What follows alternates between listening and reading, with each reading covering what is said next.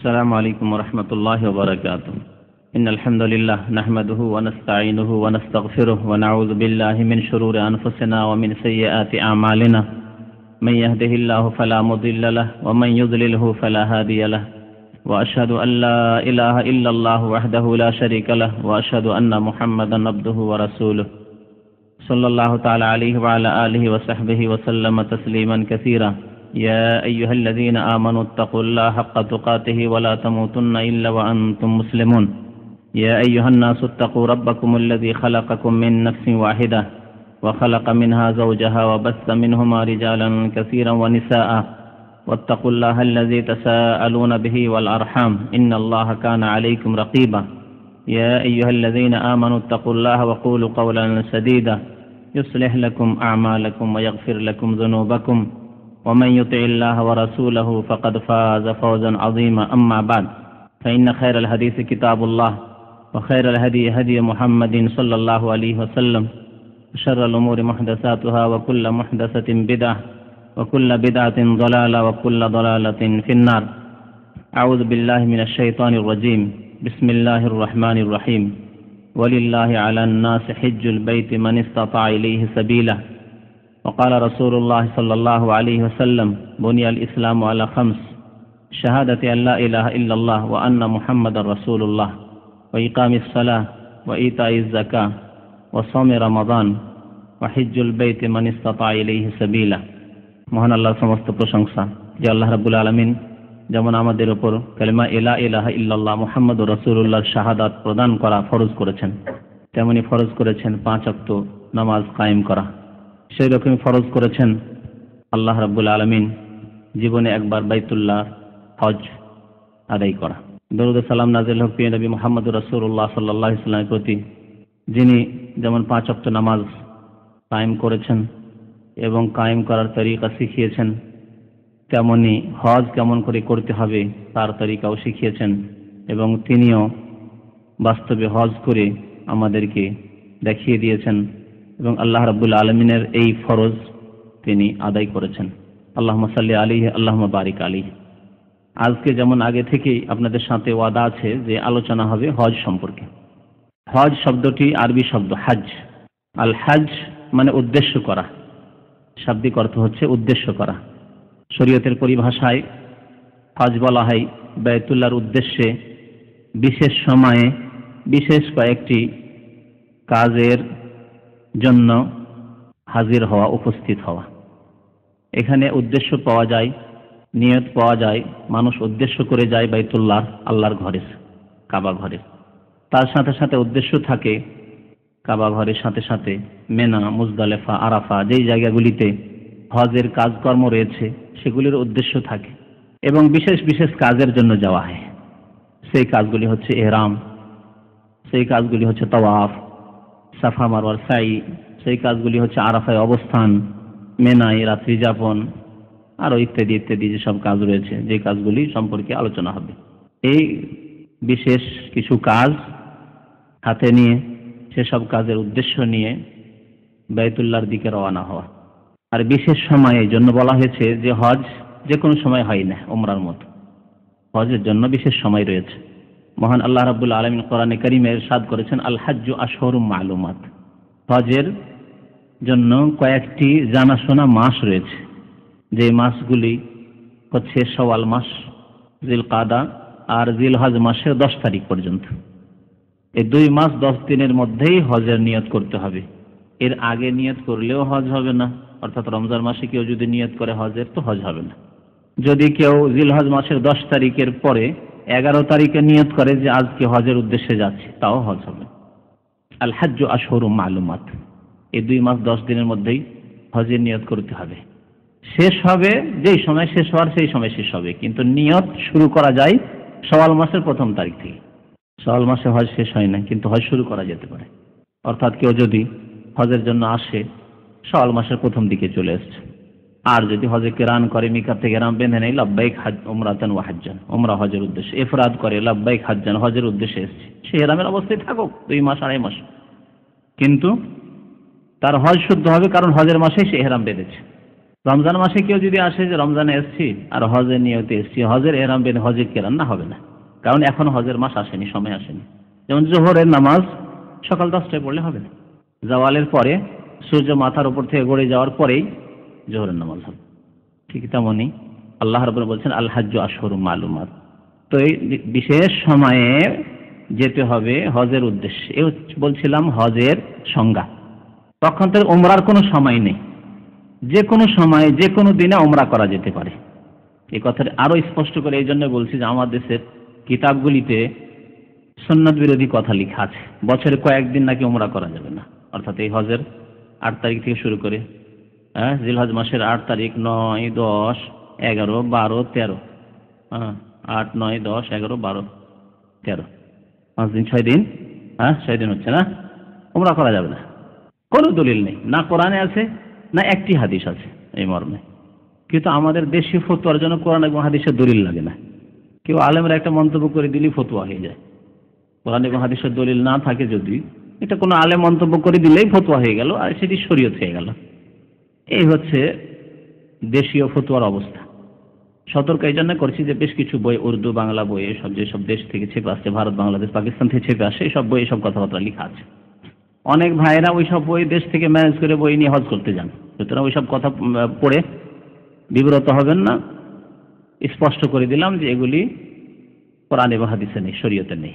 উমরা যে কোনো সময় করতে পারে। একজন মানুষ হজের পারমিশন পায়নি, সে হজের মৌসুমে উমরা করছে, মক্কাবাসী, সে হজে যাবে না, উমরা করবে সে, মক্কায় থাকে সে, অথবা মক্কায় গিয়েছে বাবা মায়ের খেদমতের জন্য যারা হজে এসেছেন, তিনি হজ করবেন না, বিশেষ কোনো কারণে হজ করবেন না। হজ তার ফরজ, হজ আদায় করে নিয়েছেন, ফরজ করে নিয়েছেন, ফরজ না করলে অবশ্যই ফরজ করতে হবে। মক্কা যখন পৌঁছে গেছে আর ফরজ হজ আনি, তাহলে হজ করা ফরজ। কিন্তু যার ফরজ হজ আদায় হয়ে গেছে সেই ব্যক্তি যদি হজের মৌসুমে উমরা করে, কোনো অসুবিধা নেই। বছরের কোনো একদিনও নিষেধ নেই উমরা করা। হজ ইসলামের পঞ্চম রুকন। নবী করিম সাল্লাল্লাহু আলাইহি ওয়াসাল্লাম ইরশাদ করেছেন, বুনিয়াল ইসলাম আলা খামস। ইসলামের খুঁটি হচ্ছে, স্তম্ভ হচ্ছে 5টি। ইসলামের বুনিয়াদ কায়েম হয়েছে 5টি স্তম্ভের উপর। শাহাদাতে আল্লাহ ইলাহা ইল্লাল্লাহ ওয়া আন্না মুহাম্মাদুর রাসূলুল্লাহ। প্রথম মূল খুঁটি হচ্ছে সাক্ষ্য প্রদান করা যে আল্লাহ ছাড়া কেউ সত্য মাবুদ নেই। আরো সাক্ষ্য প্রদান করা যে মুহাম্মদ সাল্লাল্লাহু আলাইহি ওয়াসাল্লাম আল্লাহর প্রেরিত রাসূল। তাহলে সাক্ষ্য প্রদান করা। আমাদের দেশীয় প্রথায় বলবেন না যে কলেমা, নামাজ, রোজা, হজ, যাকাত, না, এই তরিকায় বলবেন না। কলেমাকে কি করবেন? যখন জিজ্ঞেস করি অনেকে বলে কলেমা, অনেকেই বলে কলেমা। ইসলামের দ্বিতীয় স্তম্ভ কি? কলেমা না, প্রথম স্তম্ভ কলেমা। কলেমাকে কি করবেন? বিশ্বাস করব। কলেমাকে বিশ্বাস করবেন, এটি তো বলা হয়নি, এতে বলা হয়েছে শাহাদা, বলা হয়েছে সাক্ষী দিতে হবে। আর বিশ্বাস হচ্ছে ঈমান, সেটি ঈমানের পিলার। ঈমান বিল্লাহি ওয়া মালাইকাতিহি ওয়া কুতুবিহি ওয়া রুসুলিহি ওয়াল ইয়াউমিল আখির ওয়াল কদরি খাইরিহি ওয়া শাররিহি। ঈমান বিশ্বাস, তার সম্পর্ক অন্তরের সাথে। কিন্তু ইসলামের পিলারগুলির সম্পর্ক বাহ্যিক আমলের সাথে, দুটো পৃথক পৃথক বিষয়। ইসলামের যে খুঁটিগুলি আছে সেগুলি বাহ্যিক বস্তু, আর যেগুলি ঈমানের খুঁটি আছে, স্তম্ভ আছে 6টি, সেগুলি হচ্ছে অন্তরের সাথে সম্পর্কীয়। আল্লাহর প্রতি বিশ্বাস, মালাইকার প্রতি বিশ্বাস, যেগুলি বললাম ইত্যাদি ইত্যাদি।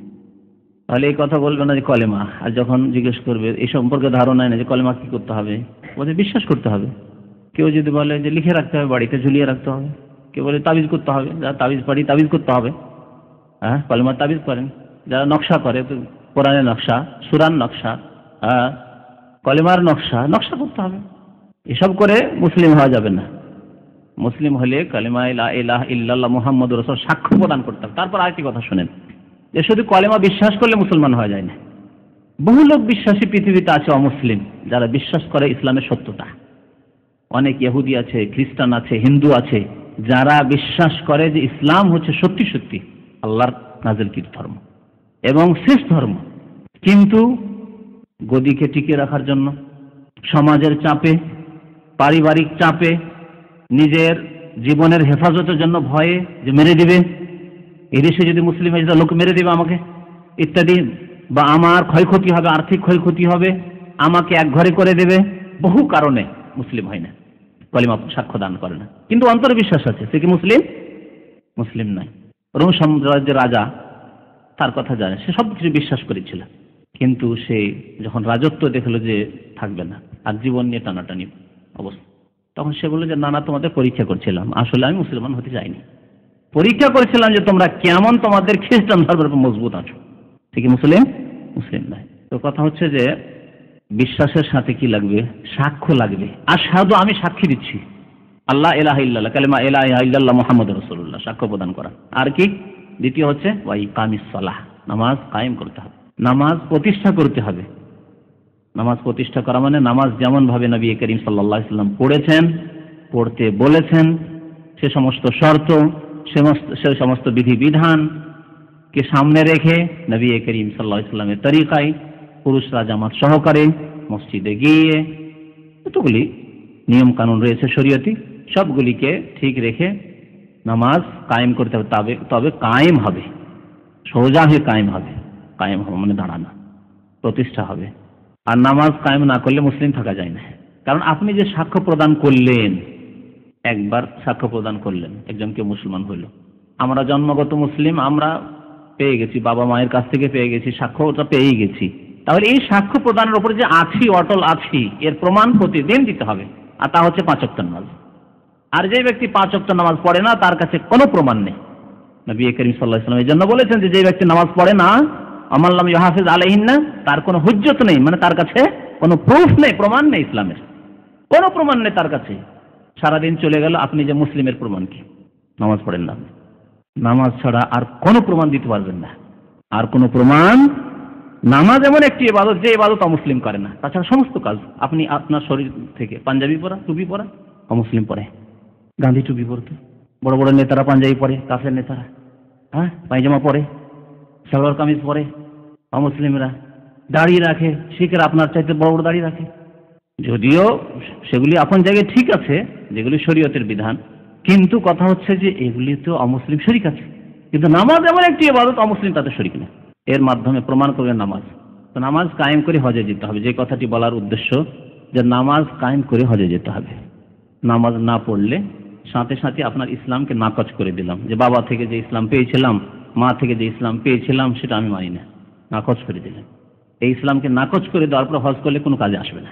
কুফরির অবস্থায় রোজা রাখলে কাজে আসবে না, কুফরির অবস্থায় হজ করলে কোনো কাজে আসবে না, উমরা করেও কাজে আসবে না, কোনো কাজ করে কাজে আসবে না, মাতা পিতার সেবা করেও কোনো কাজে আসবে না। কাল কিয়ামতে জনকল্যাণমূলক কাজ করলে দুনিয়াতে আল্লাহ কিছু দিয়ে দিবে, যেমন অমুসলিমদেরকেও আল্লাহ দুনিয়াতে দেন। তারও কর্মকে আল্লাহ নষ্ট করেন না। সেই জন্য সেই রকম কিছু আপনাকে জনপ্রিয়তা, ভালোবাসা, সমাজে ভালোবাসছে, ধন সম্পদ, ভালো নেতৃত্ব, ভালো স্বাস্থ্য, এসব আল্লাহ দিয়ে দিবেন। কিন্তু আখেরাতে ওমা লাহু ফিল আখিরাতি মিন খালাক, আখেরাতে কোনো অংশ নেই জান্নাতে। জান্নাত আল্লাহ উইদ্দাত লিল মুত্তাকিন, আল্লাহ ভীরুদের জন্য, নামাজীদের জন্য খাস করেছেন। ওয়া ইতাইজ যাকাত, যাকাত প্রদান করা, ওয়া সাওমে রমাদান, রমজান মাসে রোজা রাখা, ওয়া হিজ্জুল বাইতি মান ইসতাতা ইলাইহি সাবিলা, আর যার কাছে রাস্তা খরচ আছে সেই ব্যক্তির উপর আল্লাহ হজ খরচ করেছেন। এটি হচ্ছে ইসলামের পঞ্চম পিলার। আল্লাহ রাব্বুল আলামিন কোরআনে কারীমে ইরশাদ করেছেন সূরা আলে ইমরানে আয়াত নম্বর 97, ওয়ালিল্লাহি আলান নাস, আল্লাহ রাব্বুল আলামিনের সন্তুষ্টির জন্য ওই সব মানুষের ওপর হজ ফরজ, মান ইসতাতা, যাদের কাছে ক্ষমতা রয়েছে। কিসের? সাবিলা, সাবিল রাস্তার ক্ষমতা রয়েছে, মানে রাস্তা খরচ। সাবিলের তাফসীর সম্পর্কে ইবনে মাজাহ একটি হাদিস রয়েছে। নবী করিম সাল্লাল্লাহু আলাইহি সাল্লামকে কোন এক সাহাবী জিজ্ঞাসা করলেন যে মা সাবিল ইয়া রাসূলুল্লাহ, আল্লাহ যে কোরআনে সাবিল বলেছেন, যার কাছে সাবিল আছে, সাবিলের সামর্থ্য আছে, তার উপর হজ ফরজ। তো সাবিল কি?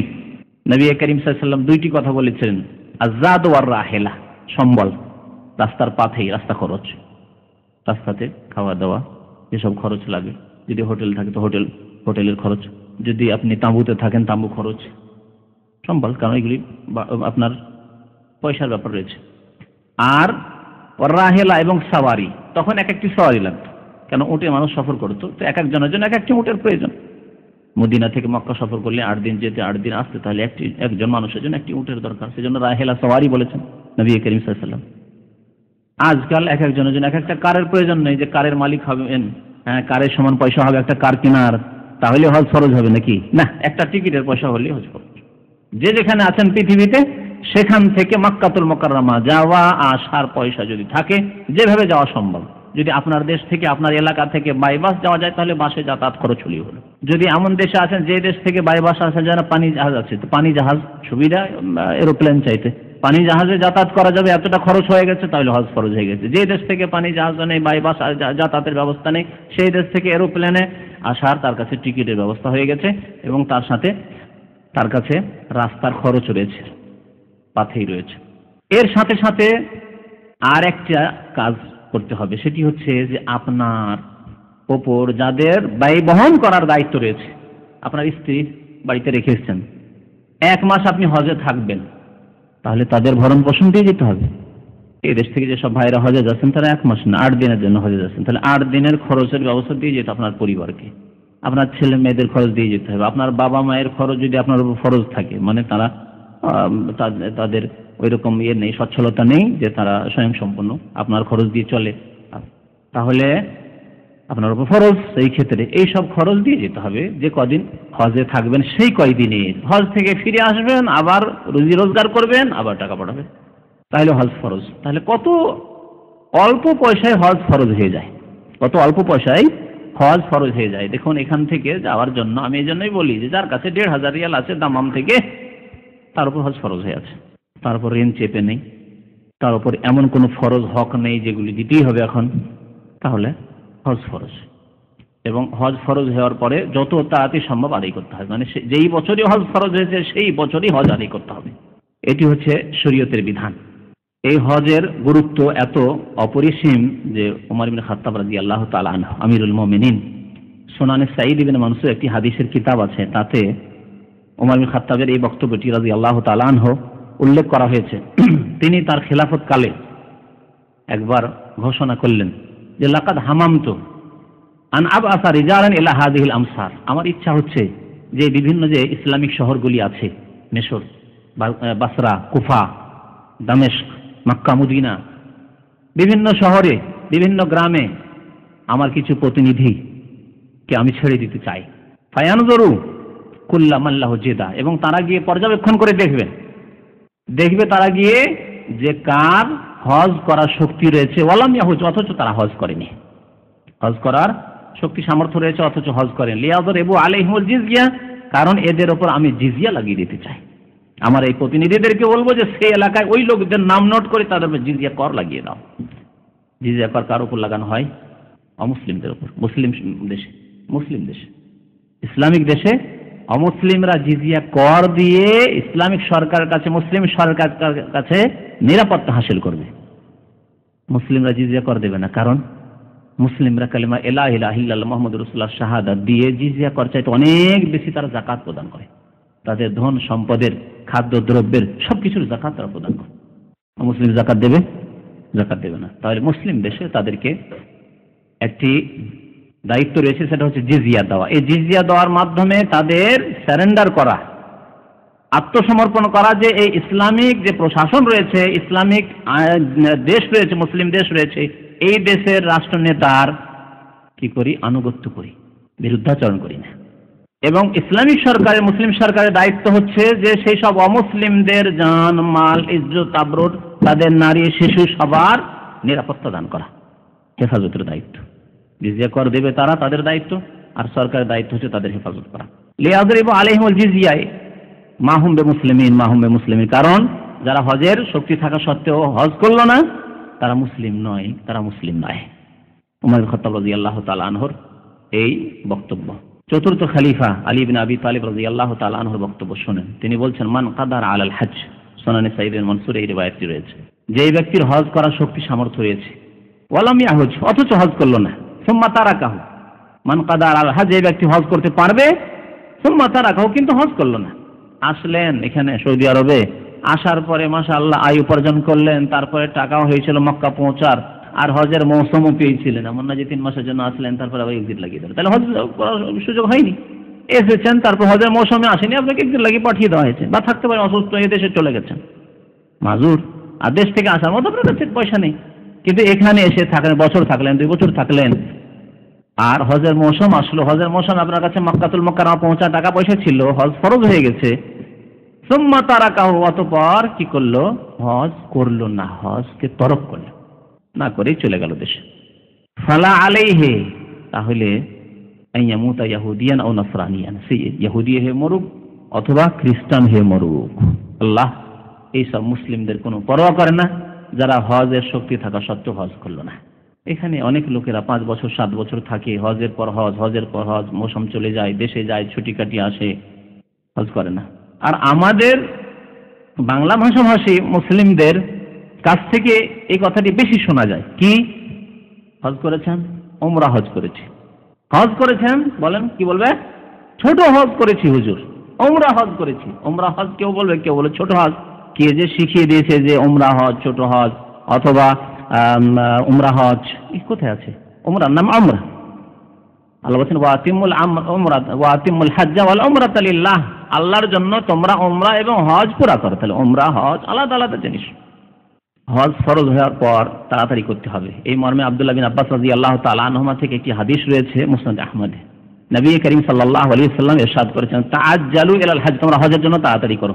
ফাইন্না আহাদাকুম লা ইয়াদরি আইনা মাযা ইয়ারিদু লাহু, ফাইন্না আহাদাকুম লা ইয়াদরি মা ইয়ারিদু লাহু, তোমরা হজের জন্য জলদি করো, তাড়াতাড়ি করো, কারণ তোমাদের কেউ জানে না যে আগামীতে তার কি হবে।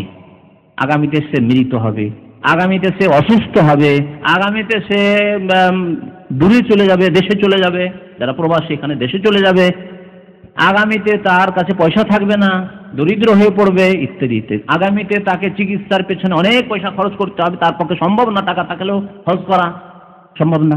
আপনি অসুস্থ, আপনার স্ত্রী অসুস্থ, ছেলে মেয়ে অসুস্থ, তাদের চিকিৎসা করা আপনার উপর এর চেয়ে বড় ফরজ জরুরি হয়ে আছে, সেটি এমার্জেন্সি। কেউ জানে না যে আগামীতে কি হবে, সুতরাং এই বছরে হজের টাকা আছে, হজ করো। তাআজ্জালু ইলাল হজ। নবী করিম সাল্লাল্লাহু আলাইহি ওয়াসাল্লাম যখন হজ ফরজ হলো বললেন, আইয়ুহান নাস, মুসলিম শরীফের হাদিস, হে মানব সকল, হে মুসলিমরা, ইন্নাল্লাহা ফারাদা আলাইকুমুল হজ, মহান আল্লাহ তোমাদের উপর হজ ফরজ করেছেন, ফাহুজ্জু, সুতরাং হজ করো। ফাহুজ্জু, হজ ফরজ করেছেন, হজ করো বিনা বিলম্বে। যখনই ফরজ হয়ে গেছে তখনই হজ করো। নবী করিম সাল্লাল্লাহু আলাইহি ওয়াসাল্লাম হজ করেছেন 10ম হিজরিতে বিদায় হজ, আর 9ম হিজরিতে অথবা 10ম হিজরির প্রথম দিকে হজ ফরজ হয়েছে।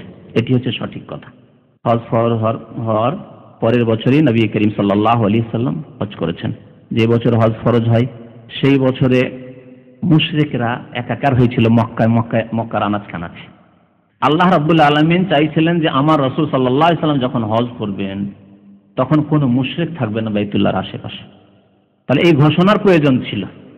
আর ওই রকম বড় গ্যাদারিংয়ে, বড় সভায় যেখানে অনেক লোক একত্রিত হয়েছে, সমবেত হয়েছে, সেখানে জানানোর প্রয়োজন ছিল। তাহলে মুশরিকরা জেনে নেবে যে আগামী বছর থেকে নিষিদ্ধ, মক্কার এলাকায় কোনো মুশরিকের পত্তলিকে ঢোকা নিষিদ্ধ। সূরা বারাতে, সূরা তাওবায় আল্লাহ রাব্বুল আলামিন আয়াত নাযিল করেন, ওয়া আযানু মিনাল্লাহি ওয়া রাসূলি ইলান নাসি ইয়াওমাল হজ্জিল আকবার আন্নাল্লাহা বারিউম মিনাল মুশরিকিন ওয়া রাসূলুহু।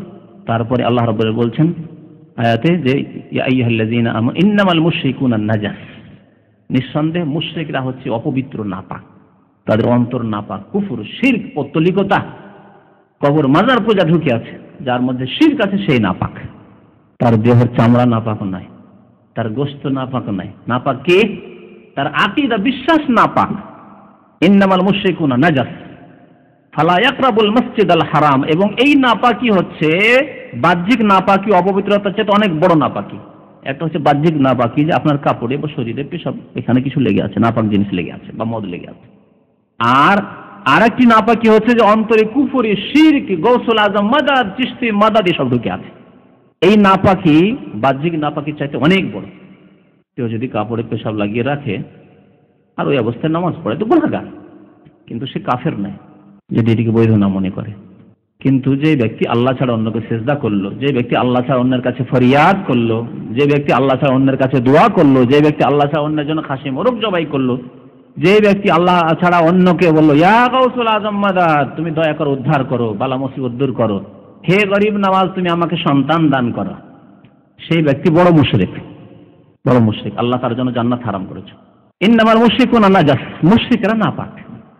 ফালা ইয়াকরাবুল মসজিদাল হারাম, সুতরাং মসজিদে হারামের নিকটবর্তী তারা যেন না হয় বাদা আমিহিম হাযা, এই বছরের পরে। আল্লাহ রাব্বুল আলামিনের ফরমান। নবী করিম সাল্লাল্লাহু আলাইহি ওয়াসাল্লাম এই ঘোষণা জনসমাজে পৌঁছে দিতে চাইছিলেন। আবু বকর রাদিয়াল্লাহু তাআলা আনহুকে হজের নেতৃত্ব দান করলেন, ইমারত দান করলেন। এবং আরবদের নিয়ম ছিল যে কোনো ঘোষণা যদি কোনো দায়িত্বশীলের পক্ষ থেকে হয় তাহলে তার নিকট আত্মীয়কে এই ঘোষণা করার জন্য যেতে হবে। নবী করিম সাল্লাল্লাহু আলাইহি ওয়াসাল্লাম এই সূরা তাওবার আয়াতগুলি যে ঘোষণা করে শুনিয়ে দিতে হবে অমুসলিমদের, মুশরিকদেরকে, পত্তলিকদেরকে।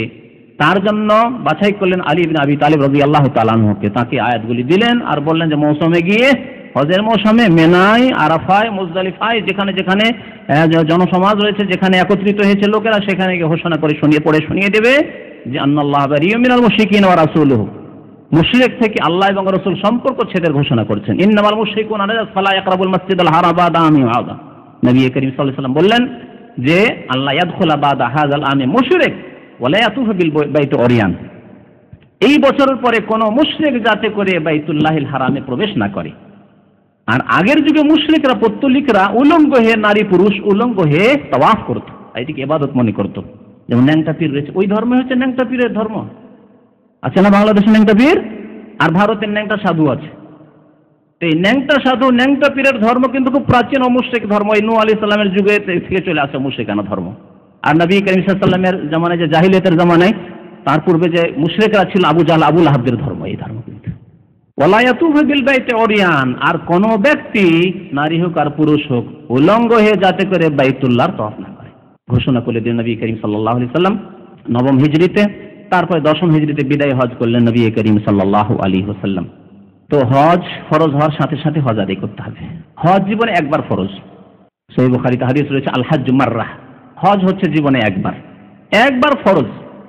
তারপরে সারা জীবন না করলে আল্লাহ জিজ্ঞেস করবেন না হজ কেন করেননি আপনি, অনেক পয়সা ছিল কেন হজ করেননি, আল্লাহ জিজ্ঞেস করবেন না। কিন্তু একবার জবাবদেহি করতে হবে আল্লাহ রাব্বুল আলামিনের সামনে। যদি হজ না করেন, 1 বছর থেকে গেছেন সৌদি আরবে, বেশি না, 2 বছর থেকে গেছেন, 2টো সিজন বা 1টি সিজনই পেয়েছেন আপনি, আর আপনার কাছে বাইতুল্লাহ পর্যন্ত পৌঁছার পয়সা ছিল, অথচ হজ না করে দেশে ফিরে চলে গেছেন, আর দেশ থেকে আসার তৌফিক হয়নি, এত টাকা আর হয়নি আপনার কাছে যে দেশ থেকে এসে ফরজ হজ আদায় করবেন, তাহলে কাল কিয়ামতে জবাবদিহি করতে হবে। আল হাজ্জু মাররাহ ফামান যাদা ফাহুয়া তাতাওয়ু, এর বেশি যে করবে হজ সে নফল করল।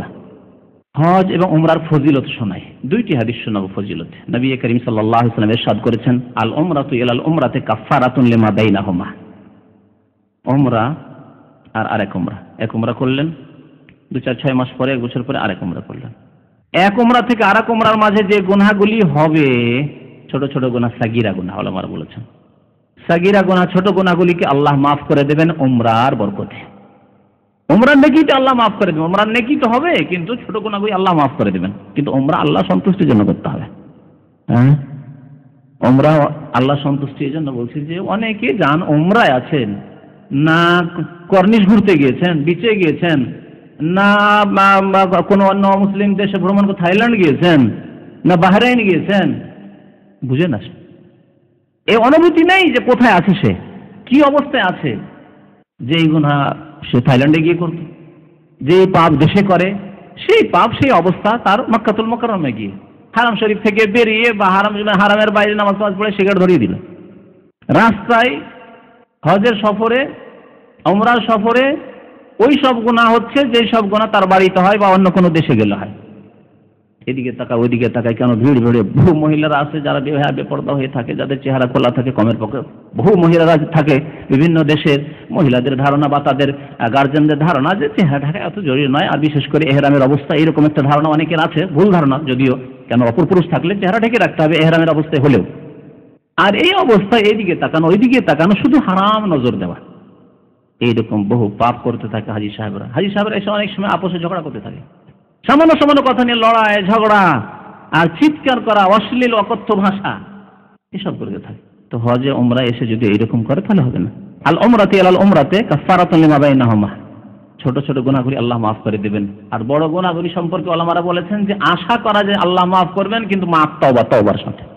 বড় গুনাহ করেছেন আর উমরায় গেল, আরেক উমরায় গেল, তাহলে আল্লাহ মাফ করতে পারেন, তওবা করে আসলে উমরায় গিয়ে তওবা করলো যে আল্লাহ আমি অন্যায় কাজ করেছি, বড় গুনাহ করেছি, আল্লাহ তুমি মাফ করে।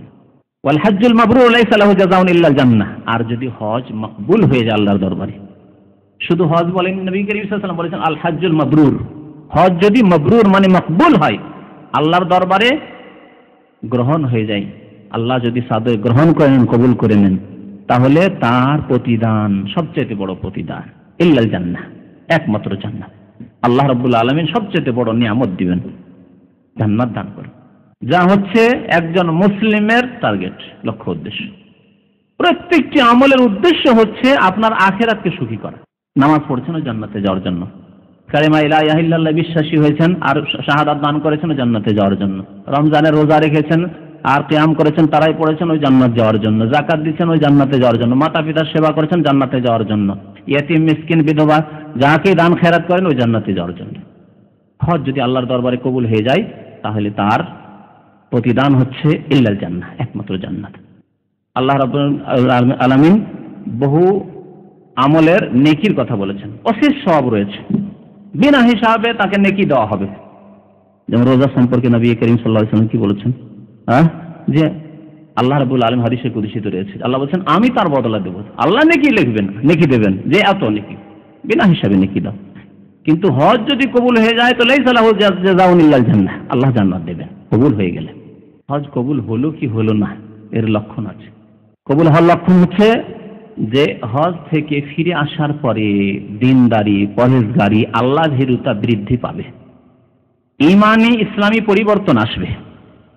যদি দুর্বলতা থাকে, আমলে দুর্বলতা, নামাজ পড়তেন, বেনামাজিদের কথা বলছি না, কেন ওটাকে আউট করে দেন, বেনামাজি হয়ে থাকবে আর কিছু আশা করা যাবে জান্নাতে? কখনো না। নামাজ পড়তেন কিন্তু ফজরে যেতেন না, ওই বাসায় পড়তেন। এক শ্রেণীর লোকদের এরকম ত্রুটি আছে। বা মাঝে মাঝে ছুটে যেত, জাগতে পারছি না, দুনিয়ার কাজের জন্য, সব কাজের জন্য জাগতে পারছেন। যদি বলা হয় রাত 3টায় ডিউটি, রাত 3টায় এয়ারপোর্টে যেতে হবে, রাত 2টোর সময় আপনার ফ্লাইট আছে, হাজির না? রাত্রে ফ্লাইটগুলি আছে না এখান থেকে বাংলাদেশ যাওয়ার জন্য? কারো ফ্লাইট মিস হয়েছে? কখনো হয় না। কিন্তু ইমানি দুর্বলতার কারণে ফজরে যেতে পারছি না ভাই, জাগতেই পারছি না, চেষ্টা করছি, অ্যালার্ম লাগিয়ে রাখছি, তারপরে জাগতে পারছি না। এইসব অজুহাত মানুষকে তো বলা যায়, আল্লাহর সঙ্গে বলা যাবে? আল্লাহ কবুল করবেন এসব অজুহাত? তো এইরকম দুর্বলতা ছিল, হজ থেকে ফিরে আসার পরে আর ওই দুর্বলতা নেই। এটি হচ্ছে ভালো লক্ষণ, হজ কবুল হওয়ার লক্ষণ। হজ থেকে ফিরে আসার পরে আর ওই সুদ ঘুষ খাওয়া নেই। সুদখোর ঘুষখোর হজে আসছে, হালাল টাকা নিয়ে এসে অবশ্য, কেন হারাম পয়সা নিয়ে আসলে আবার হজ কবুল হবে না। হালাল টাকাই নিয়ে আসছে, কিন্তু সুদ খাওয়া, ঘুষ খাওয়া, অফিসার ঘুষ খাওয়া অভ্যাস ছিল। থাইল্যান্ডি লটারি খেলা অভ্যাস ছিল, আর আসার পর আবার থাইল্যান্ডি লটারি। জমি চাপা, আইল চাপা অভ্যাস ছিল, আবার গিয়ে ওই চুরি শুরু করেছে, তাহলে হজ কবুল হয়নি।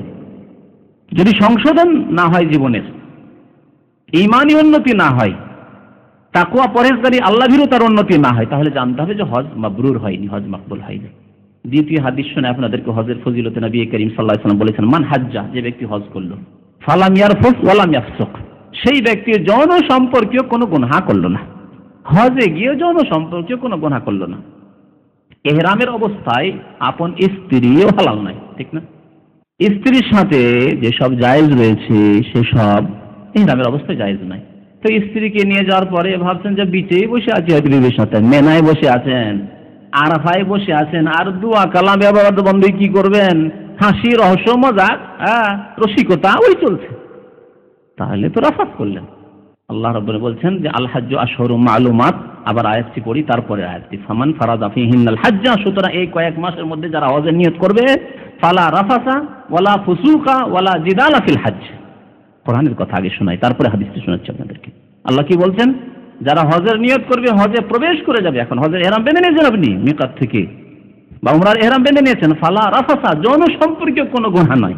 আপন স্ত্রীর সাথেই যদি জায়েজ না হয়, আপন স্ত্রীকেই যদি স্পর্শ করা, যদি যৌন কামনা বাসনার উদ্দেশ্য নিয়ে যদি জায়েজ না হয়, আপন স্ত্রীর দিকে যদি ওইরকম ভাবে চেয়ে দেখা, যৌন চাহিদা কামনা বাসনার সাথে যদি জায়েজ না হয় চেয়ে দেখা, তাহলে অন্য মহিলার দিকে চেয়ে দেখা সবসময় হারাম। তাহলে এইরকম যৌন সম্পর্কে কেউ গুনাহ, নজরের গুনাহ, টেলিফোনে কারো সাথে ভাবসাব বেশি আছে, শালীর সাথে ভাবসাব, ভাবির সাথে ভাবসাব, এসব ভাবসাব আমাদের দেশে খুব বেশি আছে। অনেকের স্ত্রীর সাথে স্ত্রীর চাইতে শালীর সাথে বেশি ভাবসাব। শ্বশুর বাড়ি গেলে স্ত্রী, তুমি তো আছো বাড়িতেই, ও শালীর সাথে ভাবসাব। কথা বুঝতে পেরেছেন? টেলিফোনে মেনা আরাফায় হজে আছে, চলছে, এই রসিকতা চলছে, রাফাস করল। আল্লাহ বলছেন ফালা রাফাসা, হজ যদি করতে চান, ফামান ফারাদা ফীহিন্নাল হাজ্জা, যেই ব্যক্তি নিজের হজকে বিধিবদ্ধ করে নিয়েছেন, আমি এবার হজ করছি, হজে প্রবেশ করে ফেলেছি, ফালা রাফাসা, কখনো রাফাস জায়েজ নাই অন্যদের সাথে। তাহলে আপন স্ত্রীর সাথে এই সময় জায়েজ নাই, অন্যদের সাথে সবসময় জায়েজ নাই। ওয়ালা ফুসুকা, আর কোনো নাফরমানি জায়েজ নাই। আল্লাহ এবং রাসূলের যে কোনো বিরুদ্ধাচরণকে বলা হয় ফুসুক, ফাসিকি কাজ, গুনহার কাজ।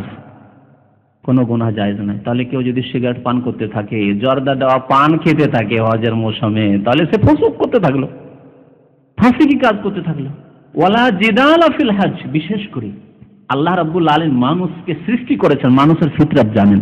মানুষ যখন সফরে থাকে তখন বিরক্তি বোধ করে, বাড়িঘর ছেড়ে এসছে, পরিবার ছেড়ে এসছে, তখন মেজাজ একটু খিটখিটে হয়ে যায়। হাজী সাহেবদেরকে দেখবেন, দেশের হাজী সাহেবকে যদি পরীক্ষা করার জন্য যান, কেন আমরা থেকেছি ওদের সাথে মক্কাতুল মুকাররমায় মাসখানেক ধরে দেখেছি, সামান্য সামান্য কথা নিয়ে, এই রান্না নিয়ে, চুলা নিয়ে, পানি নিয়ে ঝগড়া করে হইচই করছে তারা, অথচ হজ করতে এসছে সুদূর 5,000-6,000 কিলোমিটার দূর থেকে। আল্লাহ বলছেন ওয়ালা জিদালা ফিল হজ, হজে এসে জিদাল করবে না, ঝগড়া করবে, লড়াই ঝগড়া, মনোমালিন্যতা এসব করবে না, চিৎকার করা, চিৎকার করে কথা বলা, তর্ক বিতর্ক করা এসব করবে না। ওয়ালা জিদালা ফিল হজ, হজে এসব নেই। নবী করিম সাল্লাল্লাহু আলাইহি ওয়াসাল্লাম কি বলছেন? মান হাজ্জা, যে ব্যক্তি হজ করলো আর ফালাম ইয়ারফুস, যৌন সম্পর্কে কোনো গুনাহ করলো না, ওয়ালাম ইয়াফসুক, আর কোনো ফাসিকি কাজ, নাফরমানি গুনাহর কাজ করলো না, ঝগড়া করা নাফরমানির কাজ, সেজন্য নবী করিম সাল্লাল্লাহু আলাইহি ওয়াসাল্লাম আর জিদালের কথা, ঝগড়ার কথা আলাদা করে বলেননি। রাজা মিন যুনুবিহি, সেই ব্যক্তি তার গুনাহ থেকে হজ করে ফিরে আসলো। হজ করে যখন ফিরে আসলো তখন গুনাহ থেকে কেমন মুক্ত হয়ে আসলো?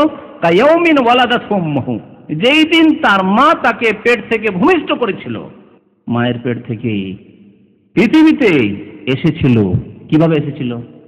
নিষ্পাপ হয়ে এসেছিল, মাসুম হয়ে এসেছিল, যতদিন পর্যন্ত সাবালক হয়নি একটি ছেলে মাসুম থাকে। আর যেই দিন প্রথম এসেছে তার আমলনামা, যে কর্মলিপি ফেরেশতাদের কাছে আল্লাহ দিয়ে দিয়েছেন, যে দেখো এই যে অমুক ছেলেটির কর্মলিপি আমলনামা তোমাদের কাছে দিয়ে দেওয়া হলো, ক্লিয়ার হয়ে সাফ সুতরা হয়েছে, কিছু লিখা হয়। আমার আপনার আমলনামাতে কত কি লেখা হয়েছে, যেমন নেকি লেখা হয়েছে যারা নেকি করে, তেমন গুনাহ যে কত লেখা হয়েছে। আর যদি তওবার পরে গুনাহ মিটে, তারপরেও দেখছেন তো আজকাল পেন্সিল দিয়ে মিটাবার সিস্টেম, মিটালেও তারপরে কিছু দাগ তো থেকেই গেছে, যে এখানে কিছু লেখা হয়েছিল, এই পাতায় কিছু লেখা হয়েছিল। কিন্তু এমন নিষ্পাপ হয়ে ফিরে আসে কায়াউমিন ওয়ালাদাতহু উম্মুহু, মায়ের পেট থেকে ভূমিষ্ঠ হওয়া শিশুর মতো নিষ্পাপ হয়ে মাসুম হয়ে ফিরে আসে। আল্লাহু আকবার। তাহলে হজ এইরকম হজ হতে হবে। হজের সম্পর্কে কিছু আদব কায়দা, হজের মাসলা মাসাইল বর্ণনা করতে হবে, কিন্তু তার পূর্বে এসব কথাবার্তা জরুরি। যারা হজে যাবে হাজী সাহেব, তাদের প্রথম কাজ হচ্ছে কিছু উপদেশ দেওয়া, ওসিয়ত করা। ওসিয়ত দুই রকম, এক হচ্ছে আল্লাহ ভীরুতার ওসিয়ত, আপনি আপনার স্ত্রীকে ভালো উপদেশ দেবেন, পর্দার সাথে থাকবে, নামাজ ঠিক করে পড়বে, আর ইজ্জতের হেফাজতের সাথে থাকবে, ছেলে মেয়েদের দেখাশোনা করবে ইত্যাদি ওসিয়ত। অনেক হাজিরা দূর দূরান্ত থেকে আসছেন, ওসিয়ত করবেন। এক হচ্ছে আল্লাহ ভীরুতার তাকওয়ার ওসিয়ত, নবী করিম সাল্লাল্লাহু আলাইহি ওয়াসাল্লাম সবসময় করতেন, যে কোনো খুতবায় তিনি ওসিকুম বিতাকওয়াল্লাহ বলতেন, তোমাদেরকে ওসিয়ত করেছি, উপদেশ দিচ্ছি কিসের? আল্লাহ ভীরুতার তাকওয়া, সংযত জীবন যাপন করবে, পাপমুক্ত জীবন যাপন করবে, এর ওসিয়ত করেছি। আর একটি ওসিয়ত হচ্ছে যদি কাউকে কিছু দেওয়ার থাকে, কিছু দিতে হয়, দেখো আমি যাচ্ছি হজে, জানি না আল্লাহ ফিরিয়ে নিয়ে আসে না না আসে জানি না, সুতরাং অমুককে এত টাকা দিয়ে দিবে, আমার জমি থেকে অমুককে এত দিয়ে দিবে, কাউকে যদি আপনি দিতে চান, মসজিদে এত আমার দেওয়ার ইচ্ছা ছিল সেটা দিয়ে দিবে, মাদ্রাসা এই দিয়ে দিবে, ইসলামিক আমার সম্পদ থেকে ইসলামিক একটি লাইব্রেরি করে দেবে ইত্যাদি। যদি কাউকে আপনি দিতে চান, কোনো আত্মীয়কে হোক বা অন্য কাউকে হোক, তাহলে এ সম্পর্কে ওসিয়ত করতে হবে। আর দেনা পাওনা যা রয়েছে যদি আপনার ওপর থাকে তাহলে সেগুলি পরিশোধ করে দিতে হবে। যদি এমন কিছু দেনা থাকে যারা বলছে যে না না দিতে হবে না, আপনার কাছে এমন আপনজন, এমন প্রিয় ব্যক্তি যে আপনার কাছে টাকা পয়সা পাবে, সে বলছে না অসুবিধা না, আপনি হল থেকে ফিরে আসেন তারপরে দিবেন, তাহলে আপনার ইচ্ছা, নাও দিতে পারে। এই ক্ষেত্রে লিখে যেতে হবে সব, যে আমার কাছে অমুক এত টাকা পাবে, আর আপনি যাদের কাছে পাবেন সেগুলিও লিখে দিয়ে যেতে হবে। কারণ আপনি গিয়ে আল্লাহ না করে ফিরে যদি না আসেন, তাহলে ছেলে মেয়েদের সন্তান সন্ততি স্ত্রীদের হক না মারা যায়। সুতরাং লিখে দিতে হবে যে আপনি কার কাছে কত টাকা পাবেন, কার কাছে আপনার ব্যবসা বাণিজ্যে টাকা পয়সা পড়ে রয়েছে, সব লিখিত রাখতে হবে। তার সাথে সাথে সাক্ষীও করে নিতে হবে, এটি উত্তম। কারণ শুধু লিখে রেখেছেন, তার সাইন নাই, অস্বীকার করে দিতে পারে। লিখে রেখেছেন, সাক্ষী নেই, অস্বীকার করে দিতে পারে। কিন্তু দুইজন সাক্ষী থাকলে অস্বীকার করলো, অস্বীকার হবে না, সাক্ষী তারা ইসলামিক আদালতে সাক্ষী দেবে যে না এই ব্যক্তি এত টাকা তার কাছে পেত বা এই হক তার উপর রয়েছে। হজের ক্ষেত্রে যখন হজে যাবেন তখন একটি আদব হচ্ছে যে হজ সম্পর্কে শরীয়তের জ্ঞান হাসিল করে যেতে হবে। কারণ তালাবুল ইলমি ফারিদাতুন আলা কুল্লি মুসলিম, দ্বীনের ইলম হাসিল করা প্রত্যেক মুসলিম নরনারীর উপর কি ফরজ।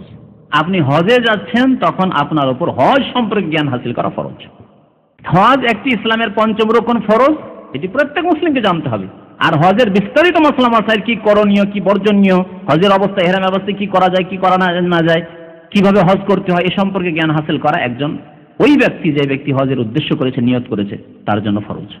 ইলম হাসিল করতে হবে। হজে যাওয়ার পূর্বে আরেকটি আদব হচ্ছে যে হজে যাবেন আপনি এমন টাকা পয়সা নিয়ে যাবেন যা হচ্ছে পাক পবিত্র হালাল, হারামের সংমিশ্রণ না থাকে। সন্দেহ যাতে না থাকে যে এই পয়সায় হারাম আছে। বেতন পান 500, 700, 800, আর তার সাথে ক্যাশ থেকে কিছু চুরি করেন, দিয়ে আর 500-700 হয়ে যায়, আর সব গড় মিক্স হয়ে আছে একসাথে, আর ওই টাকা নিয়ে হজে চলে গেল। হারাম খাওয়া সবসময় হারাম, কিন্তু হারাম পয়সা দিয়ে এই হজের ইবাদত করলে কবুল হবে না। নবী করিম সাল্লাল্লাহু আলাইহি ওয়াসাল্লাম একটি হাদিসে বলেছেন, মুসলিম শরীফের হাদিস, ইন্নাল্লাহা তাইয়্যিবুন লা ইয়াকবালু ইল্লা তাইয়্যিবান। আল্লাহ পাক পবিত্র, সুতরাং আল্লাহ রাব্বুল আলামিন পাক পবিত্র ছাড়া অন্য কিছু কবুল করেন না। তাইয়্যিব কবুল করেন, আর তাইয়্যিবের বিপরীত হচ্ছে খাবিস। আল্লাহ খাবিস কবুল করেন না, আল্লাহ নাপাক বস্তু কবুল করেন না, আল্লাহ হারাম বস্তু কবুল করেন না। সুতরাং হারাম পয়সা নিয়ে হজে যাবেন না। হালাল পয়সা নিয়ে, যে পয়সা সম্পর্কে ইয়াকিন রয়েছে যে এই পয়সা আমার সব হালাল, মেহনত করা পয়সা, ব্যবসাও হতে পারে, আপনার চাকরি করা পয়সা হতে পারে, আপনার বাবা পূর্বপুরুষ থেকে যেসব সম্পদ পেয়েছেন তাও হতে পারে, হালাল পয়সার কথা হতে হবে। নিয়ত খালিস হতে হবে, নিয়তের সততা হইতে হবে যে আল্লাহ সন্তুষ্টির জন্য, এবং আল্লাহ যে আমার উপর হজ ফরজ করেছেন তাই ফরজ আদায় করার জন্য যাচ্ছি, আল্লাহ রেজামন্দি হাসিল করার জন্য হজে যাচ্ছি, এবং সমস্ত অতীতের গুনাহ থেকে তওবা করে যেতে হবে।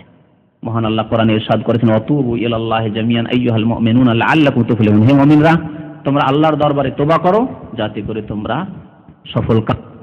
আর গুনাহে ডুবেই থাকলেন, গুনার উদ্দেশ্যই রাখলেন যে কখন হজ থেকে ফিরে আসবো, আর ওই সব যা করতাম তা করব।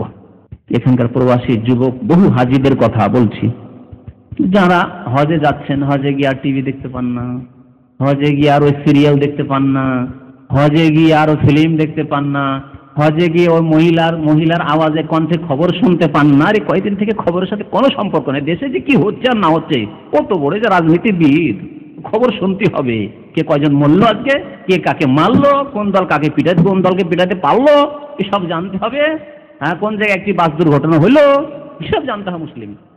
আর দিন সম্পর্কে না জানলেও চলবে, নামাজ রোজা হজ যাকাত না জানলেও চলবে। এই হচ্ছে আজকালকার মুসলিমের অবস্থা। তো এই কয়েকদিন আপনি এইসব গুনাহ করতে পাননি, হ্যাঁ ছবি দেখতে পাননি, আর যেমনই ফিরে আসা হজ থেকে আর প্রথম রুমে ঢুকে, আজকাল যারা ডিউটি করে আসে অনেকদের কথা শুনি, অনেক এই মুসলিম ভাইদের কথা শুনি যে প্রথম রুমে ঢুকে খাওয়ার না পানি না খাবার না কিছু, প্রথম এসে রিমোট হাতে, আর রিমোট নিয়ে টিভিটা চালিয়ে দেওয়ার পরে তখন খাবার খুঁজে, কোথাও খবর টবর আছে কিনা, ওগুলো চিন্তা পরে, প্রথম আগে ওকে ফিল্ম চালাইতে হবে।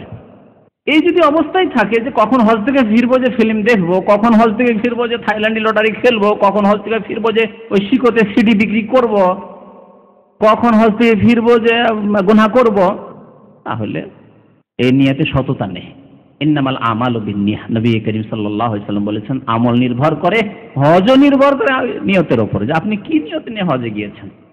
যদি হাজি হওয়ার জন্য শুধু যান, লোকজনে কি বলবে, দেশে যাব জিজ্ঞেস করবে হজ করেছো, আর হয়তো অনেকেই বকা দেবে, হ্যাঁ মুরব্বীরা, এতদিন থাকলে তুমি হজ করলে না, ধমক খেতে হবে, তো সেই জন্য হজটা করেই নি।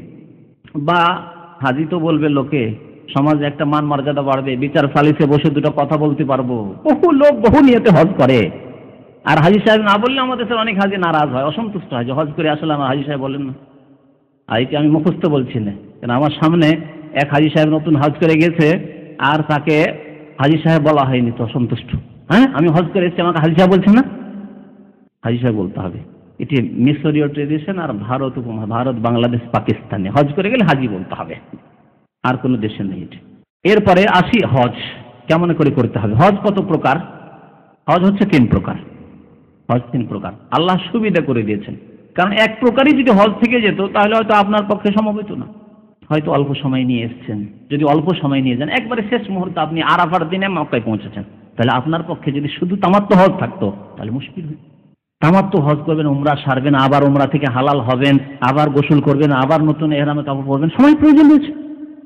অল্প সময় ওয়ালাদের জন্য তাহলে তামাত্তু মুশকিল। যারা বেশি সময় নিয়ে আসছেন তাদের জন্য কেরানে দীর্ঘদিন ইহরামের অবস্থায় থাকা তা মুশকিল। যারা অভাবী মানুষ হয়তো কুরবানি দিতে পারবেন না, তাদের জন্য হয়তো কেরানো মুশকিল, তামাত্তু মুশকিল। ভাই আমি অভাবী মানুষ, আর রোজাও আমি রাখতে পারবো না, 10টি রোজা রাখতে হবে, না হলে কোরবানির বদল তাও পারবো না, তার জন্য হালকা করে কাছে ইফরাদ করো। তুমি চিন্তা করতে পেরেছেন আপনি? এই 3 প্রকার হজ সম্পর্কে এটুকু কথা শুনে রাখ যে আল্লাহ তামাত্তু হজ দিয়েছেন, কেরানও দিয়েছেন, আর ইফরাদও দিয়েছেন। যার ইচ্ছা হবে তামাত্তু করবে, যার ইচ্ছা হবে কেরান করবে, যার ইচ্ছা হবে ইফরাদ করবে।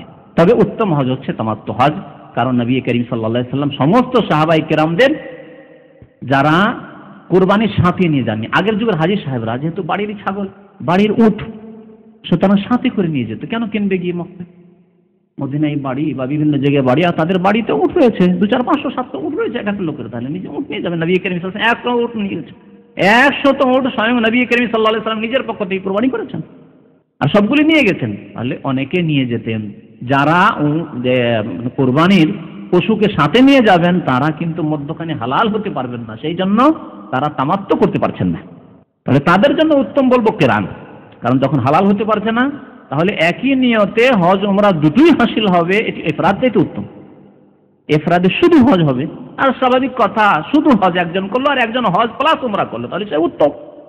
আর তামাত্তু এই জন্য উত্তম যে নবী করিম সাল্লাল্লাহু আলাইহি ওয়াসাল্লাম ওই সমস্ত সাহাবায়ে কেরামকে যারা হাদির পশু নিয়ে যাননি, অর্থাৎ কোরবানির পশু সাথে করে নিয়ে যাননি, তাদেরকে বলেন তোমরা উমরা করে হালাল হয়ে যাও, উমরা করে হালাল হয়ে যাও, সেপাট উমরা হয়ে গেল। তারপরে আবার 8 তারিখ ইহরাম বেঁধে হজ করো একই সফরে, কিন্তু 8 তারিখে আবার ইহরাম বাঁধে, তখন পৃথক করে হজ। এর নাম তামাত্তু।